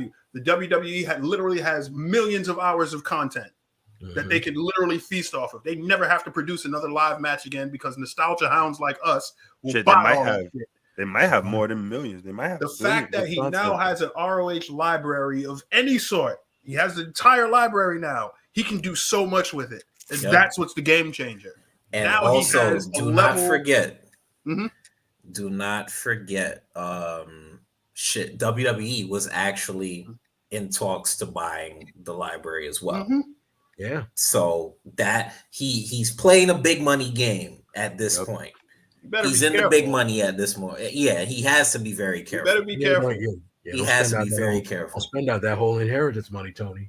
Because I've had that was probably his yearly allowance. I've had to tell a lot of people that his net worth might be a lot more than Vince McMahon's or whatever have you. That doesn't mean his company is worth more. No, right? He has to build that. There is a difference. If I'm a billionaire, go ahead. If I'm a billionaire and I decide to buy a vacant lot in Harlem and build a restaurant on it, that doesn't mean my restaurant's worth $1 billion. That's it. There is a difference between net worth and what the actual worth of a company is. A lot of people don't know that. But that's why I bring up earlier the whole Vince story of is as a rags to riches story, because he said, hey, I wanted to buy my business from my dad. And, I had a couple investments. So he said with every investment that he gave me, I doubled or tripled it if you want to be, fill in the blanks. Mm-hmm. And he made more money on it. So the dad said, okay, now you've proven me right, or you proven me wrong, I guess you could yourself, say. Yeah. And you proved yourself, it's yours. And Tony's still on his way up. He's doing interesting moves. Do I think everybody's going to be happy? By the hell no. As a businessman, at the end of the day, you're going to do a lot of shit that nobody likes. My thing is, as a public-facing man in a possible privately traded company, I don't know if it's public just yet. I would say public because it was probably not. Warner Media and whatnot. Private. Nah, but they'll probably stay private for a while. But as the face of this company, you're talking too much. Just pull back. Yep. You make the press conference. You announce what you have to announce. You don't have to be in front of everybody. I get That's it. the difference. You're the mark. That is I the get difference it. between him and Vince. It's always Without the difference between him and Vince. The difference is we don't see Vince on TV. When we do see Vince on TV, it does spark more ratings. It's exciting because you don't hear from him. He doesn't even Vince barely talks on social media. Right. Not only TV, like in the sense of him just showing up, but the fact that even with the Pat McAfee stuff, the fact that he did an interview that wasn't in character. Yeah. Right. We don't there is always going to be a mystique about Vince McMahon because largely a lot of the stuff that we know about Vince McMahon is anecdotal. It comes from other people. Yep. Yeah. So to hear stories about like his childhood and his upbringing, stuff like that, coming directly from him is always going to buzz interest. We see Tony Khan everywhere. He never shuts up. So it's like he's kind of like Elon Musk in the sense of like, okay, he's talking about this thing, like, but it's like we see you everywhere talking about this thing. So he can only like his appearances is always going to drum up interest. He's the owner of the company that's like the alternative to WWE. So there's always going to be a level of interest. He is, to me, and I know a lot of people are probably going to hate me for saying this, he is nowhere near as interesting as Vince McMahon when it comes to actually speaking. Because number one, he's a nervous Nelly when he talks. I have no idea how anybody can take him seriously when he's giving a live interview because he's like Howard Dean. It's like he's like ready to fucking yell at the top of his lungs, and then it's like, where did that come from? But he's an excited fan who has money. He's just like, we're gonna buy the ROH library, and then we're gonna do like, relax, brother. Like, this is where all the jokes always come from. When you whisper on the side, like, yo, is he like on he just sounds like there's a level of security when Vince McMahon talks. Like he just knows what he's talking about, even if he doesn't. It just feels like he does. So Vince has a presence that he does not have yet. Yeah, and I'm saying yet because he probably can cultivate that. But true. With that said, Vince McMahon, we rarely hear or even see Vince McMahon out of character. We don't even like people are still debating with the Pat McAfee lore. It's the Undertaker allure too, right? People are still debating like with the Pat McAfee interview. It's like, oh, was Vince really like joking about some of this stuff, or was it like how much of that was like company fed and stuff like that? Little things like that. It's like people overanalyze everything Vince McMahon says. Right. Nobody does that with Tony Khan. That's the difference. They don't overanalyze. Tony. Nobody overanalyzes that. Like but overanalyze you got to remember, Tony. But Tony's new to the game. Vince has been out. All I'm saying is that Vince has been under a microscope forever, regardless if you know the truth or not. I feel like at this point, like I understand, I hear what you're saying, but I feel like at this point, we got to stop like using that. This is new. It's like they've been in the game for like 3 years in the game, and No. I'm just. But what I'm saying is like, it's not you per se, K Marvel. It's what others have said in general. Like I think it means you in a general sense. Like in a general sense, they always like to say like, oh, like AEW, it's new. It's because they're new. No, it's not. You can't give them a pass anymore. It's 3 years in. You can't. Yeah, we can't use the new narrative anymore because they're not new. No, I get 3 years in, I get it. I'm just saying more so of that Vince knows the business way more than Tony does. As in, Vince was the business. Vince pretty much is the business. Like, let's call it what it is. He's number one. Like, Vince McMahon is the godfather of wrestling. I'm sorry. That's it. And that's a bold ass statement, but come on. I think the new argument in the last 40 years. I think that the argument that they're new can only be applied to so many different things. True. Like, you take their profit margin, for example, they're still new. So it's like they still have, they need to build up time to build up that portfolio and have the grace to make like an actual profit or whatever have you. He's invested like got to build a resume and stuff like that. And he even came out and said, Tony Khan, hey, we're probably going to be in the red for this quarter because I've invested in this video game and waiting. Like you have to wait on those returns and stuff like that. With that said, like things like diversity, for example, they're a new company. They're still getting their legs underneath them as far as like demographic information and everything. Could it be better? Sure. And representation be better? Sure. Whatever have you. But they still need that time and that the grace to make mistakes and stuff like that. It's things with storylines still need time and make the grace to make mistakes. Things like reaching out to a different audience that aren't hardcore internet wrestling fans. They still need time to prove that they can still, draw new fans and build a new base and everything like that. When it comes to stuff like, I think like in the short term, like public appearances, public speaking and stuff like that, he's been doing this for 3 years. So it's like to compare him to Vince McMahon, I don't necessarily think is completely fair to him, but there are some striking similarities that he needs to work on. Absolutely. Yeah. Like, when you're the face of a company, you can't go on Twitter, for example, and disparage one of your former talents if they call out what they think is a problem with that's an company. issue. And I think that's something that's lost in translation. There's people that's like also talking it up.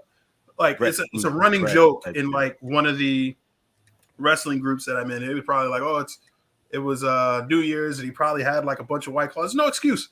Like he did a personal attack. So there's no excuse. Like if this was Vince McMahon, you'd want his head on a pike. Hold him to the same standard. If you want to compare everything to Vince McMahon, you have to hold him to that same standard. It's not fair. Like why does he get a pass for doing something like that, disparaging someone in public? Yeah, exactly. And somebody else wouldn't. Well, here let's jump into this AEW Revolution card real quick. And as Rampage is going on right now with this TNT Championship match. So bam, AEW Revolution is this Sunday at 8:00. There's a lot of stuff going on, so let's start it real quick with the Face of the Revolution ladder match. We have we just had the topic about Keith Lee versus Orange Cassidy versus Powerhouse Hobbs versus Ricky Starks versus Wardlow versus somebody who's in the match tonight. What's that match? It is Christian Cage versus Ethan Page for a spot in the Face of the Revolution ladder match. Not that I want to say who I'd like to win. But, I would love to see Ethan Page in this match. Yeah, it is well deserved. It is about fucking time. And if he wins, that's how he debuted, right? Yeah, he debuted in this match, didn't he? Yeah. I thought he debuted in a. Oh no! I think you're right. Wasn't the same? Didn't Scorpio Sky win the last one? No, it was Brian Cage. No, it was Brian. Brian Cage won the last one. I think Brian Cage won that last one. Yeah, Scorpio Sky won the first one. Right. Okay. But anyways, did wonders for him. I mean, just real quick, let's just think. First and foremost, this match is going to. All right, I'm going to say this now. I should probably say it at the end, but I'm going to say it now and at the end. I think this on paper has the possibility to be. This is a sleeper match of the night. Damn sleeper match. This has the possibility to be the best AEW card that they've ever had. Yep. Agree. I think that every single match could be a match that steals the card, and every single match could possibly be the best match of the night. So except I think the saying, championship, because Jade's just kicking the head off that chick. Right. Either way, I'm saying it clean because she said it dirty on Wednesday. Either way, I think this is going to be. I think there is no sleeper match. I think every match is a sleeper match. So every match is. Let's not use that as a crutch. I wouldn't go that far to say every match. I don't think this is personally the best Revolution card. I think so. I think it. I said this has the makings to be the best Revolution card. I know what you said. I know what you said. You know what I mean? Like I just think this has the. Anyways, gentlemen, who do you think is going to win the match? I'll go with Wardlow. I think Wardlow. I see that. Yeah, I feel Wardlow really does deserve as much of a push to anyone. Like I know it would make sense. Everybody's going to go with the favorite of it being Keith Lee, but I think again we shouldn't be giving. I personally believe you shouldn't be giving all these wins to the new guys that just came in just off the hype. Keith Lee's in off the hype alone. Like besides him being athletic, it's Keith Lee. Like you're in off the hype alone, but you need to give. I think the face of a Revolution. Like you need to give this to a guy, somebody who's been there. Yeah, somebody who's been here, has been consistent, and has actually been kicking ass, and that's Wardlow. I think I agree with everything QS just said. Give me Wardlow. I think that if they honestly are going to pull the trigger on him turning face, he has to win this match. Yeah. He has to win this match. Like, given the storyline, like MJF, I think fully expects him to, give him this title shot after he wins. He has to win this match. If he doesn't win this match, it's like, to me, takes a lot of steam off of Wardlow, to me. Yeah. And the only other person I can think of winning this match outside of Wardlow, believe it or not, is Orange Cassidy. Really? Because yes, I think Orange Cassidy is a dark horse to win this match. He's definitely a dark horse to win the match. Gee, how the mighty have fallen. He went from, I think that out of all the guys that I wouldn't say suffered. I think suffered is a bad word, but got a little bit forgotten about and a little bit lost in the shuffle with all the debuts and stuff. Yeah, Orange Cassidy fit that bill because he was working with Jericho. He was like in the main event, working with Jericho. At least had a level of importance about himself that I think they've gotten away from. But I think that Wardlow is going to win this match. Yo, shout out to Sasha who was in the chat. Very true. About how Linda was the finances in the 2000s. She was. They had a great, and then she went into politics. Well, let's not get into that. We're not going to do that. We're not controlling any narratives tonight. Yeah, no. Right. We all see what he did there. For me, I think great points for everybody. But let's preface this damn match real quick. This is Keith Lee's first ladder match ever. Badass. Ever. And he's in the ring with possibly 5 other insane human beings. But I completely agree. I don't think Keith Lee wins as much as I want him to. I think that'll be crazy. His first ladder match. And I'd be hyped. But I think with the powers that be in the match of Powerhouse Hobbs and Ricky Starks, we may not see Keith Lee get to the top of the ladder. Exactly. I think they'll probably take him out of the match, if anything. But I completely agree. I think it's Wardlow's time to shine. And that gives him something leading into Double or Nothing. And he can put his contract on the line. If he doesn't whenever win he can. title. No, not even if he doesn't win the TNT title, because I think he wins the TNT title before Double or Nothing. I think he has the match with MJF at Double or Nothing. I think it makes sense. You put the TNT title on the line and you put Wardlow's contract on the line. So He's a perfect guy to win the match, win the belt as well, and go on to beating MJF and free himself of his MJF contract. So I do want Keith Lee to win. I agree. I do honestly think Wardlow is going to take it, but don't put it past them to give it like to somebody like Ricky Starks. Don't put it past them. I don't know. Listen, man, Ricky's a star. Why not Hobbs? And I'm not disagreeing with that either. But don't get it twisted. Ricky's a star. Ricky is a star. So I wouldn't be shocked. But yeah, man, I think Wardlow right now he's just too on fire, man. He has too much of the crowd behind him right now for them to miss this shot. Let's go to one of the matches that's on the pre-show. Layla Hirsch versus Chris Statlander. Could be will be in a great match. Honestly, I think Layla's going to take it. Personally. If they book this match well, it should shoot both of them up some spots on the card. Very true. Because we're getting a serious Statlander. I need that completely. We need this. And the promo work between both of them, Chris has been scathing, with her comments on Layla Hirsch. I think Layla should win the match just to elevate her, but I think the match we're going to get is actually going to be pretty damn good. Mm-hmm. But I see Layla winning the match.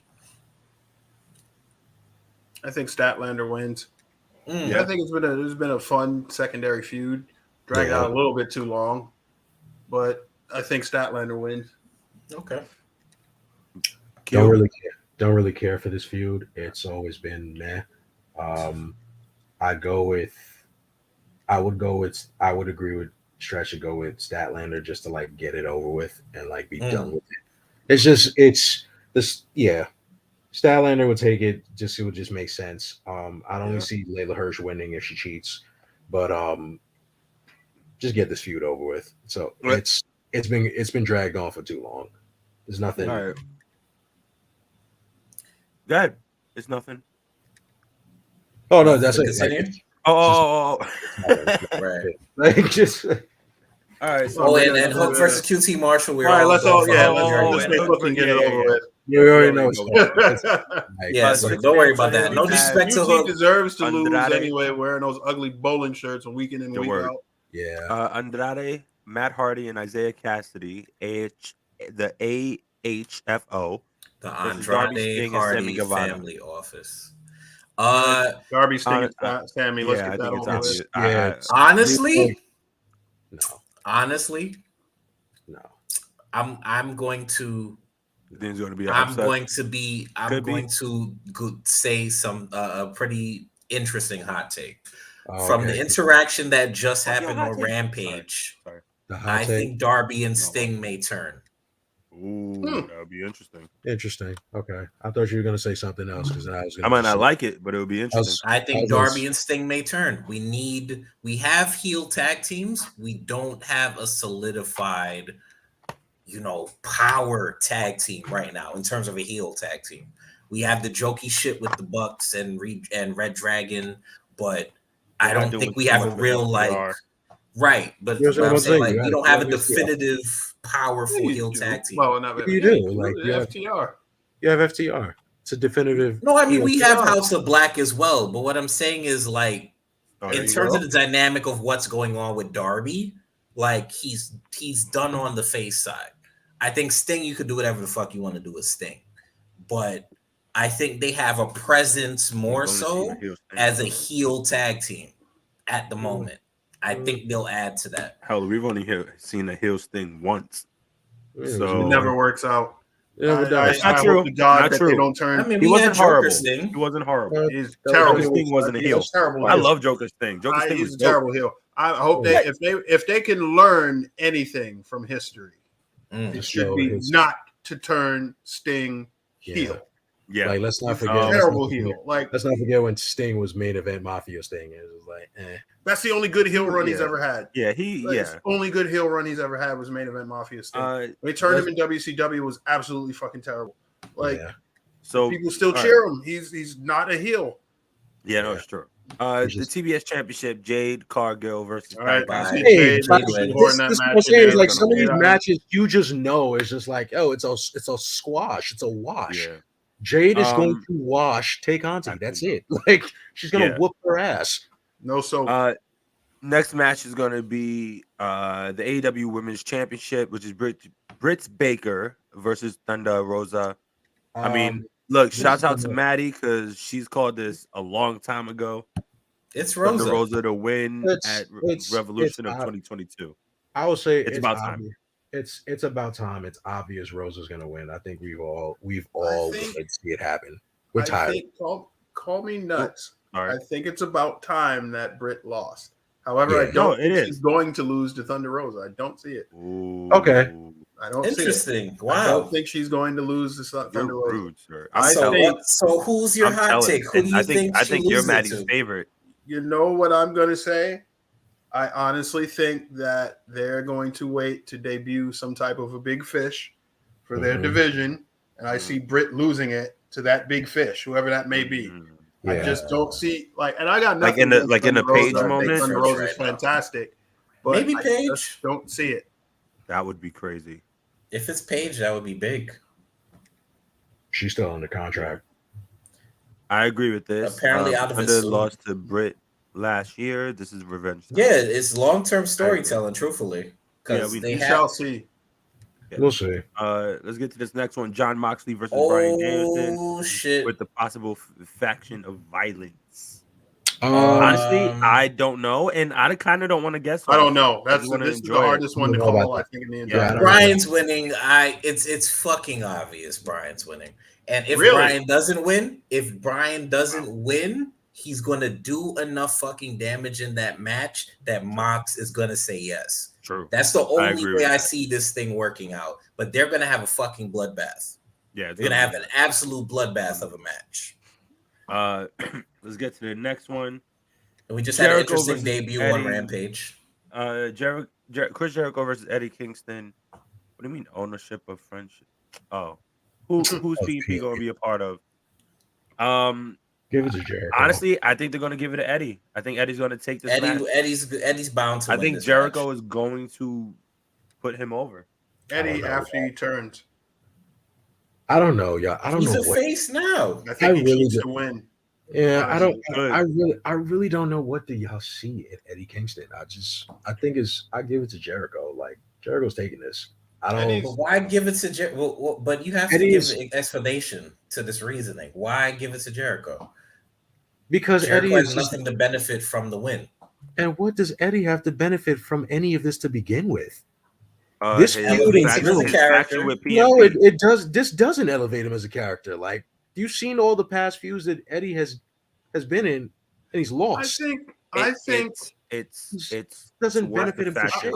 I think that if he wins this match, and let's say hypothetically speaking, right? Well, not even hypothetically speaking. I think they will put Proud and Powerful with him if he were to win or whatever have you, or even if he were to lose. But I think that it puts him in the best possible position to help them. Because promos obviously is Kingston's strong suit. And personally, I think that and I've said like AEW, I like what AEW does with managers. If there is one prime candidate to become a manager in AEW outside of Shawn Spears, it is Eddie Kingston. And I think a lot of people who want Proud and Powerful to win the tag team championship should want them to be paired with Eddie Kingston because he can do all the talking and they can wrestle. So I think that if he wins the match, he does get behind Proud and Powerful, it only helps their presentation because he could become like a pseudo manager. I mean, if you want to go with that aspect to say like, he could definitely talk, I can see where you're going.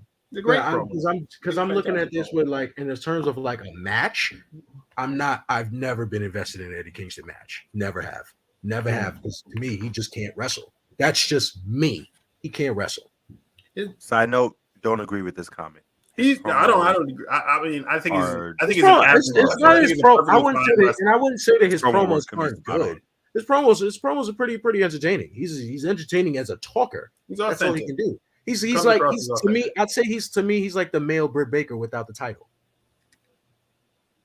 Full stop. I wouldn't. He's the I don't middleweight know. breaker without a belt. Yeah, Maybe, no, I he don't can know. talk. Maybe not. He can talk. But He can talk, but he should never. But Wait, never put a I belt think on. that I think that with Eddie Kingston, I think Eddie Kingston is a perfectly fine wrestler. I think a lot of people will rate him, but I think he's a perfectly fine wrestler. I think that ultimately that piece in the Players Tribune did a lot more good for Eddie Kingston than anything else. And I think people that's now why know who he is. like they relate to him more because of that piece. You relate to him more. I'm surprised that they went with a more arrogant Jericho than somebody that was disparaging Kingston for a different. I would have attacked this a little bit different because they're making Jericho. Yeah, I would have too. Like Jericho said a lot of heel stuff to like Kingston. Like I don't think that you can get away with like berating Eddie Kingston after the piece he did in the Players Tribune. Like he's way too sympathetic at this point to be like, you're just like a bum or whatever have you, and you never will win the big one. Like it makes Jericho look like a total douche. So it's like, who exactly is the face here in this? Like, like who exactly is the heel? Like I can't. You really don't want to root for Jericho because he's picking on someone with a mental health issue like depression. Right. So it's like I can't root against Kingston.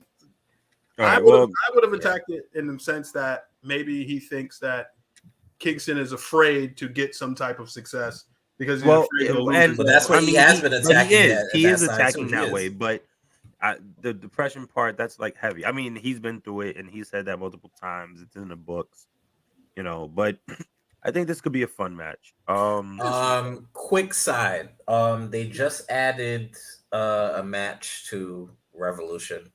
It's going to be a trios match. House of Black versus Pac, Dark Penta, and a debuting Eric Redbeard. Sweet. And that will be on the buy-in this Sunday. Okay, as well. Cool. Good for him.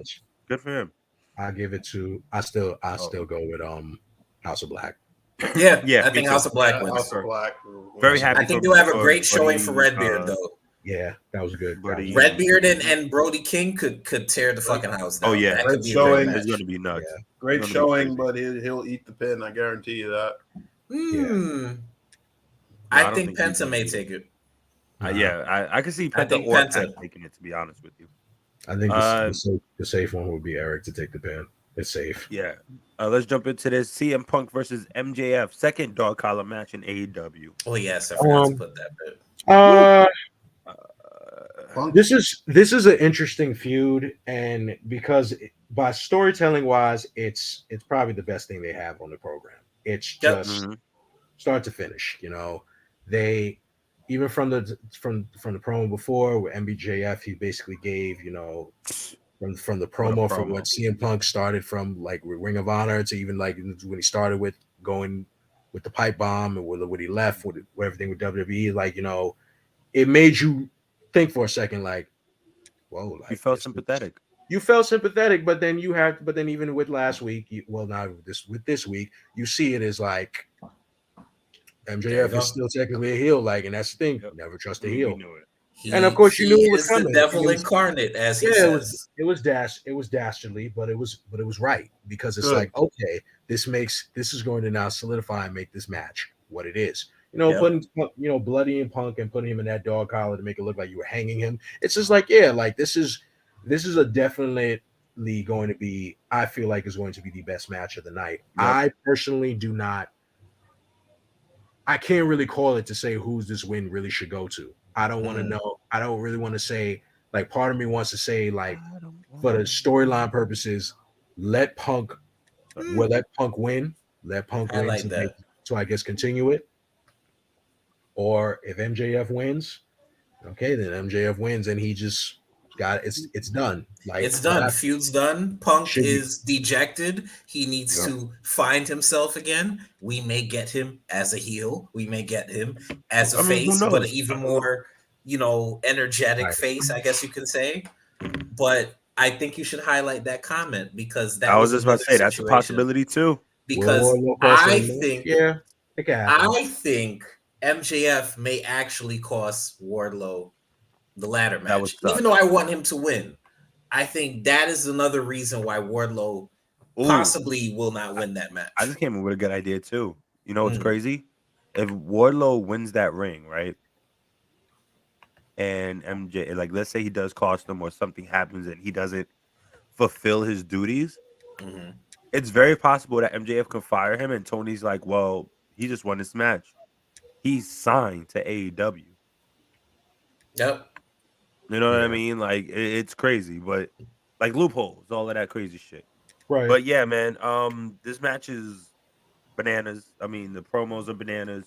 I think, you know, as you said, Q, this is the most invested everybody. This is the most heavily invested match. Probably within the last, you know, number of months. So, gentlemen, CM Punk and MJF. I want MJF to win. Just dead this feud. Punk has been nothing short of meh to me personally. And honestly, before this feud, the last most interesting feud that he was in, even for a short time, was the fucking Eddie Kingston feud. I haven't cared about CM Punk since he's debuted in AEW, honestly. I'm going to be the scalding take because I've been saying this. Brian has come to AEW, fucked shit up, and has continually been fucking shit up in AEW. Because you have to compare them. No, you don't. You have to. I can see. You have to. I can see why he is comparing them because you have to. There's two big debuts. No, the reason why I say I can see why Stryker compares you to because again, career-wise, Bryan and Punk, their careers basically parallel each other. Like you could always say that they're like the modern-day Brett and Shawn. These are the two that they've always been compared to. It makes sense. It just makes sense, especially that this is. It's like a dream match, you know. It's a dream match we've always wanted. It's a dream match series that we've always wanted to see. That we wish we used to see back when they were both in the E, but we couldn't, you know, and missed the mark. Right. So now that in AEW, you'd want to see like, okay, how both these two career trajectory goes. So when they finally meet and they actually have this match, it's like, okay, will the magic be still there? Whereas like, you know, Bryan, he's doing what he needs to do. As Bryan's a vet in this game. He's gonna put everybody the fuck over. Even if he wins, he puts people the fuck over. Whereas it's like, I'm not saying Punk doesn't do this. And I'm not gonna say that Punk didn't do this with everyone that he faced. Because like I said, he had a great match when he did with Darby. Had a great match even when he did it with Wardlow. Had a great match. Hell, they did it when he was teaming with Darby and Sting. Did it with FTR. Had a great match when he's doing his current program he's doing with MJF. As you can see, I'm skipping over to fucking Eddie Kingston because that did absolutely nothing for either of them. It didn't do shit. It was a really good promo and a decent. As you can see, I also skip over the shit he did with Shawn Spears because again, that did absolutely nothing for Shawn Spears. Yeah, but then again, that's just because of Shawn Spears. But it goes to show it's just like at least this program with MJF, you see both stars are being elevated. You see MJF is being elevated as this dastardly, godforsaken fucking heel that you hate. Whereas Punk is looked at as like he's getting back to his old self. So this is where it's just like, oh, okay, this can work. I'm just saying I can understand what Stryker's talking about. I understand at least. I get what he's trying to do with it. I mean, to each their own. Like I'm just not gonna argue. I'm just not gonna argue the fact, I just don't. And I'm not saying. I know. I'm not saying this to be. Yeah, because it's not an argument. I'm saying this more. Really, not argument's sake. It's just. I just don't. It's all right. Agree to disagree. MJF choices, right? What you got, Q? I'll keep it with Punk. Stretch. Punk. Where's Stretch over here? I don't see how Punk loses after what happened to him on Wednesday night. Right. Yeah. Sympathy. Honestly, I'm going to go with Stryker. I think MJF is going to take it. I think MJF takes that devilish shit to the top. Yup. I think he's going all the way to the AEW championship with this. No, definitely not. I mean, not for yet. You. Just my thought. Not yet. I'm not. no one said soon. I just said he's going to the top with it. I think reason why before I the say, year is over, he's going to be AEW. oh yeah, of course. But I'm saying reason why I say shoot this devilish shit to the top. You have to add more fuel to that Wardlow fire because that match, that shit when needs to go down. Wardlow beats the shit out of him, it's going to be greatness for both of them. Real quick, that's my mother. So what's up, Ma? How you feeling? Hey, Ma. Hope everything's good. What's up? What's up? He said, I hope MJF wins. Agreed. Don't care about Punk so far. So I wanted to put these two matches together for a reason. Because this is my hot take that I wanted to save. So first off, we have the AEW Tag Team Championship, which will be contending in a triple threat match, which will be Jurassic Express versus the Young Bucks versus Red Dragon. And then we also have the main event, the AEW World Championship, which is the champion, Hangman Adam Page versus Adam Cole. Say it with me, baby. I said say it with me. Like, what the fuck are y'all doing? We're not doing that. Yo, what the hell is that? It's so loud. Who is that? It's the master. God damn. So wait, here's the hot take. I think they're gonna do it again. I think they're gonna surprise everybody. And I think the future, whatever the fuck they're called, I hope it's Paragon because the name is dope. But I think Red Dragon and Adam Cole are both walking out champions Sunday night. I would say that's a good take. I think it would show as like, okay, well, they're calling them the Undisputed Originals. So I don't like that. I don't like that name either. That's weird. Can I say this really quick? If they call them the Undisputed Originals and then have them win all the titles in AEW, that's the least original thing that they can fucking do. True. Like, one of them has to lose. No, they don't. I think that's the crazy one of them thing. has to lose. If Redragon wins the titles, Adam Cole is not winning the championship. I don't know.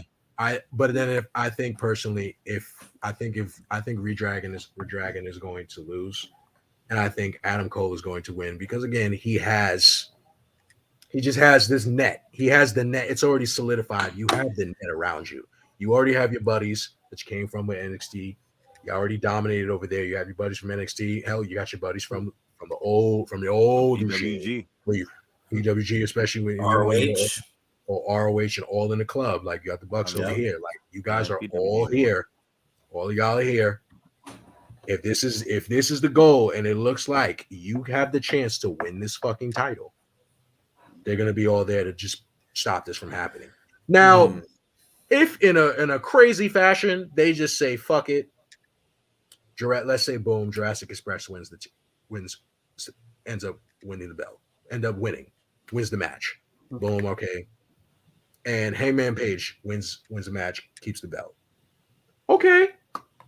That's okay too. It's like, all right, well, for now, they're both we didn't get upset. We don't get upset. We just have champions retained. And it's just we have a faction war coming too. So that's also a thing. Because we don't know when Kenny comes. Well, it depends on. It does depend on Kenny. Kenny's not going to be back until probably. He won't be, I heard he won't be back for a while. Probably November. Yes, because it's going. Or no, you know what? Blood and Guts. They're gonna bring if Kenny. They do back. another one. It might not be a week. It might not be a whatever. Either way. Yeah. I was gonna say, remember your point. Finish your point. No. It could be either or, right? I mean, it could be like because it could be either or because it's like work. That's because it's like you know what it is. It's like if Adam Cole winning his belt, baby, I think would be good, baby. It would be dope to see Adam win this belt because it's like marketing wise and advertising wise, it will put more eyes on the product easily. It's Adam Cole. But it sucks, and I feel like that does suck also for Hangman because Hangman, even though as he's champion, yes, his run has been a little lackluster, a little bit. But I also think Hangman he just excels more as that underdog that wins the belt. But then I guess that goes into our other conversation that baby faces as champion, they just aren't. It's just not that entertaining unless it just I depends don't know on if who it is. Oh yeah, I I don't think you can make that distinction about baby faces, but I will say this one feels a little bit like an afterthought. I think the story of him chasing the title and finally winning was more interesting. Yeah, it was really more interesting than him actually winning the title belt. It's more interesting than his reign. I think him winning the title was really cool. And, I will say, if that was the end of a novel, it would be really good. But the sequel sucks. Like his actual reign is not. It's in the names of video in this for the sake of the gamers in the world who are going to watch this. It's like, now granted I didn't play the games, but I watch a lot of top 10s and stories and shit. It's like Mass Effect 2 into Mass Effect 3. Fair. It's like, come on, man. Yeah, like it was like the first one was good. You have two people who the second one had a great story, a great finish. The third one, and you're like, eh. It's like if you wanted to compare it to like the GTA trilogy, it's like this is more along the lines of his reign now is like Grand Theft Auto 3. It's just Jade is on my TV. Yep, him winning the title in San Andreas. Yeah, it was San Andreas. San Andreas. It was really fun, really good. Yeah, it was great. Don't get me wrong. I think it was another superlative. It was excellent. Him winning the title. His reign has not been engaging, and to me, like, I would say it's not outside of the Bryan Danielson stuff. Like, yeah, he had two really I think that was only bright points. matches. I think the Lance Archer match was good too. I think it showed a more visceral side of him. He has to look. Let's call it what it is. He has to grow as a world champion. He's not gonna hold. He's going. Correction. I'm so sorry. He's going to hold this title multiple times. That is a fucking fact. I have a question. I have a question really quick.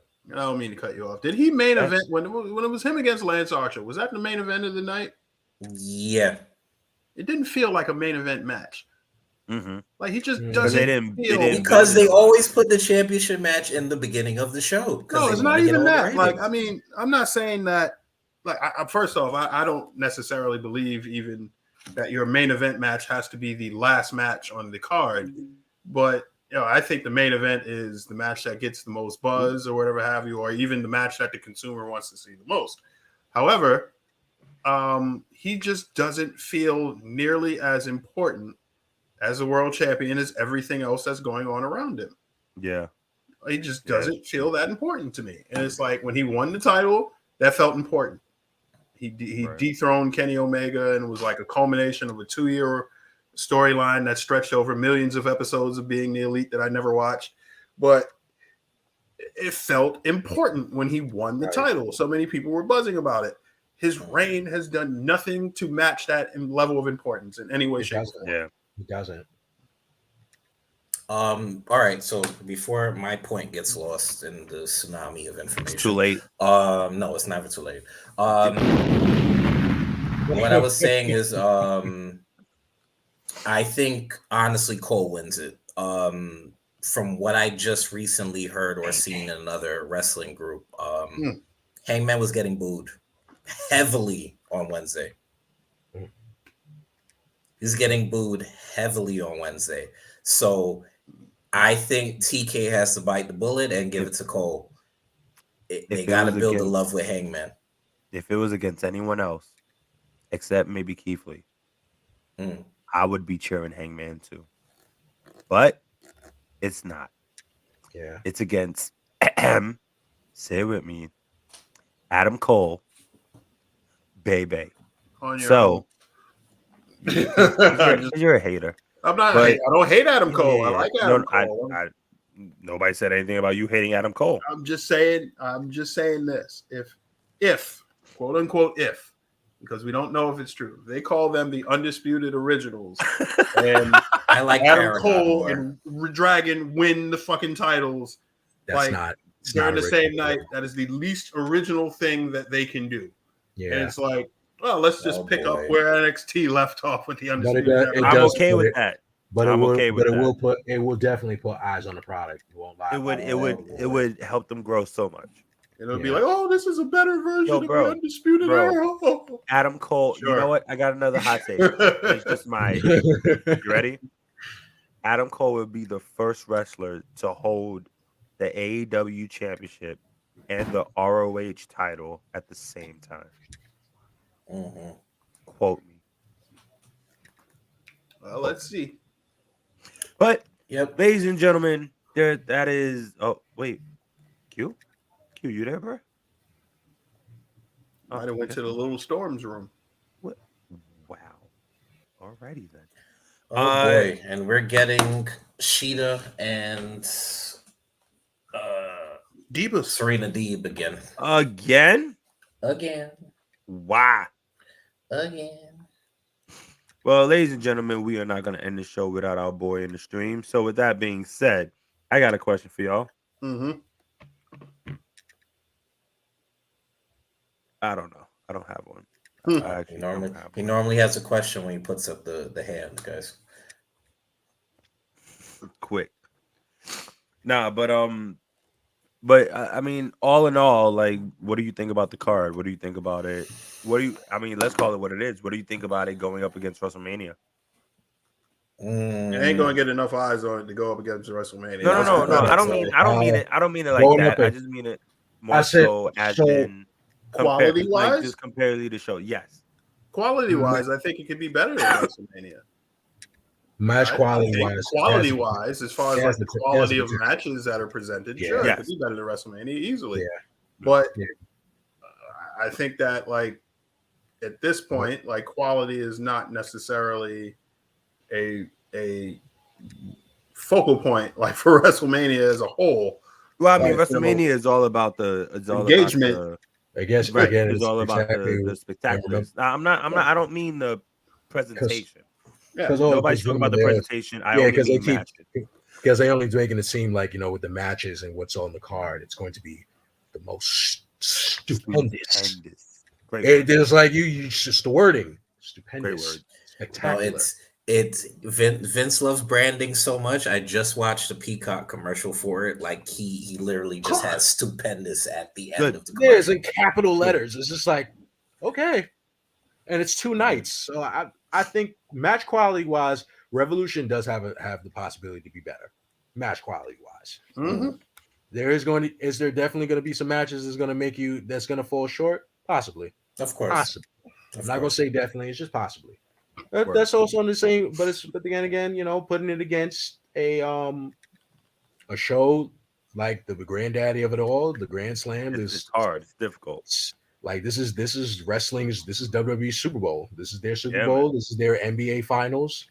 This is their World Series. Like bottom line, like you got to really be able to match up to that. That's a lot of star power on that card. Mm-hmm. A lot of star power on that card. Granted, you guys are going to give us. I feel like Revolution. You guys are going to give us some good, damn good wrestling. But that's fine. We're gonna watch some wrestling. But with WrestleMania, WrestleMania has shown that they, even while they're building up the newer stars, they can always rely on nostalgia to always tug on our hearts and make us enjoy the product even more. Mm-hmm. Making people travel out to this big ass place. Can't wait for us to get into that WrestleMania episode. That's just gonna be crazy. And the thing about with nostalgia is like no matter what, the same ones that go in nostalgia, most times the ones from the past, some way they've delivered. They deliver in some way, shape, or form. Not all the time, but most times. Like we got a couple. Well, guys, thank you for being a part of this. We really appreciate it. I want to shout out Jesse. I want to shout out Moses. I want to shout out Bobby. Saj. Just everybody who continuously shows love. We really appreciate y'all, gentlemen. As I always say, let's do what we do. Well, you know where to catch me. You'll see the socials down there, Instagram and Twitter. Ladies and gentlemen, I'm in a bit of pain, so I'm not going to do my whole spiel tonight.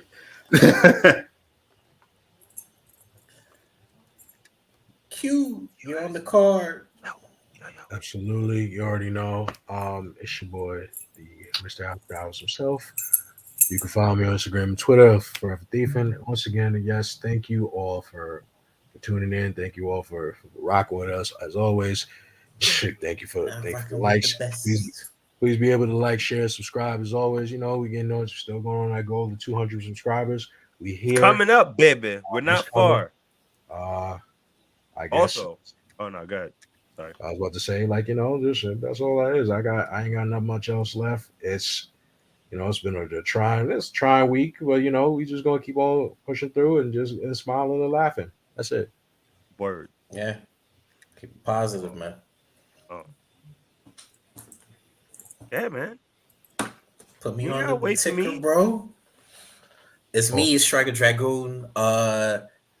Instagram, Twitter, Twitch, all the same. I am asking for a favor from everybody. I have been dying to get my actual YouTube channel official, and I need 100 subscribers. I am currently at, I think, 19. So if you guys can, please definitely subscribe to my channel. Content is coming. I have finally got my stream layout set up and everything. I shall be streaming this weekend, maybe tomorrow. But I need all powers that be.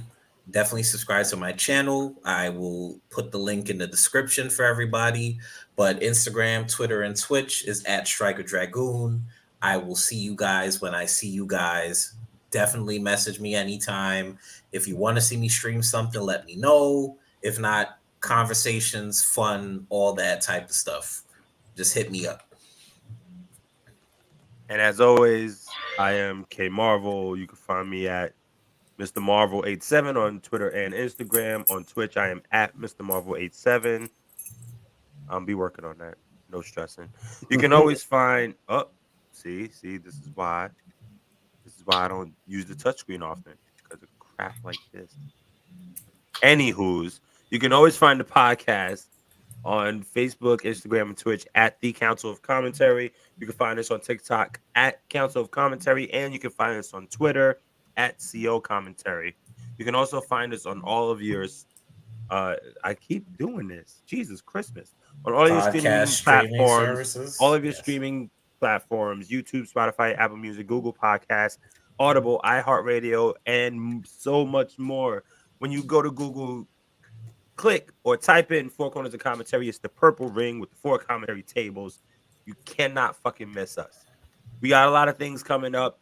Shouts out to everybody who continues to subscribe, new subscribers, old subscribers, watchers, listeners, people who interact. We love you. Like, share, subscribe. Got a lot of things coming up. Thank you for tuning in. We are the Four Corners of Commentary, and we out, y'all.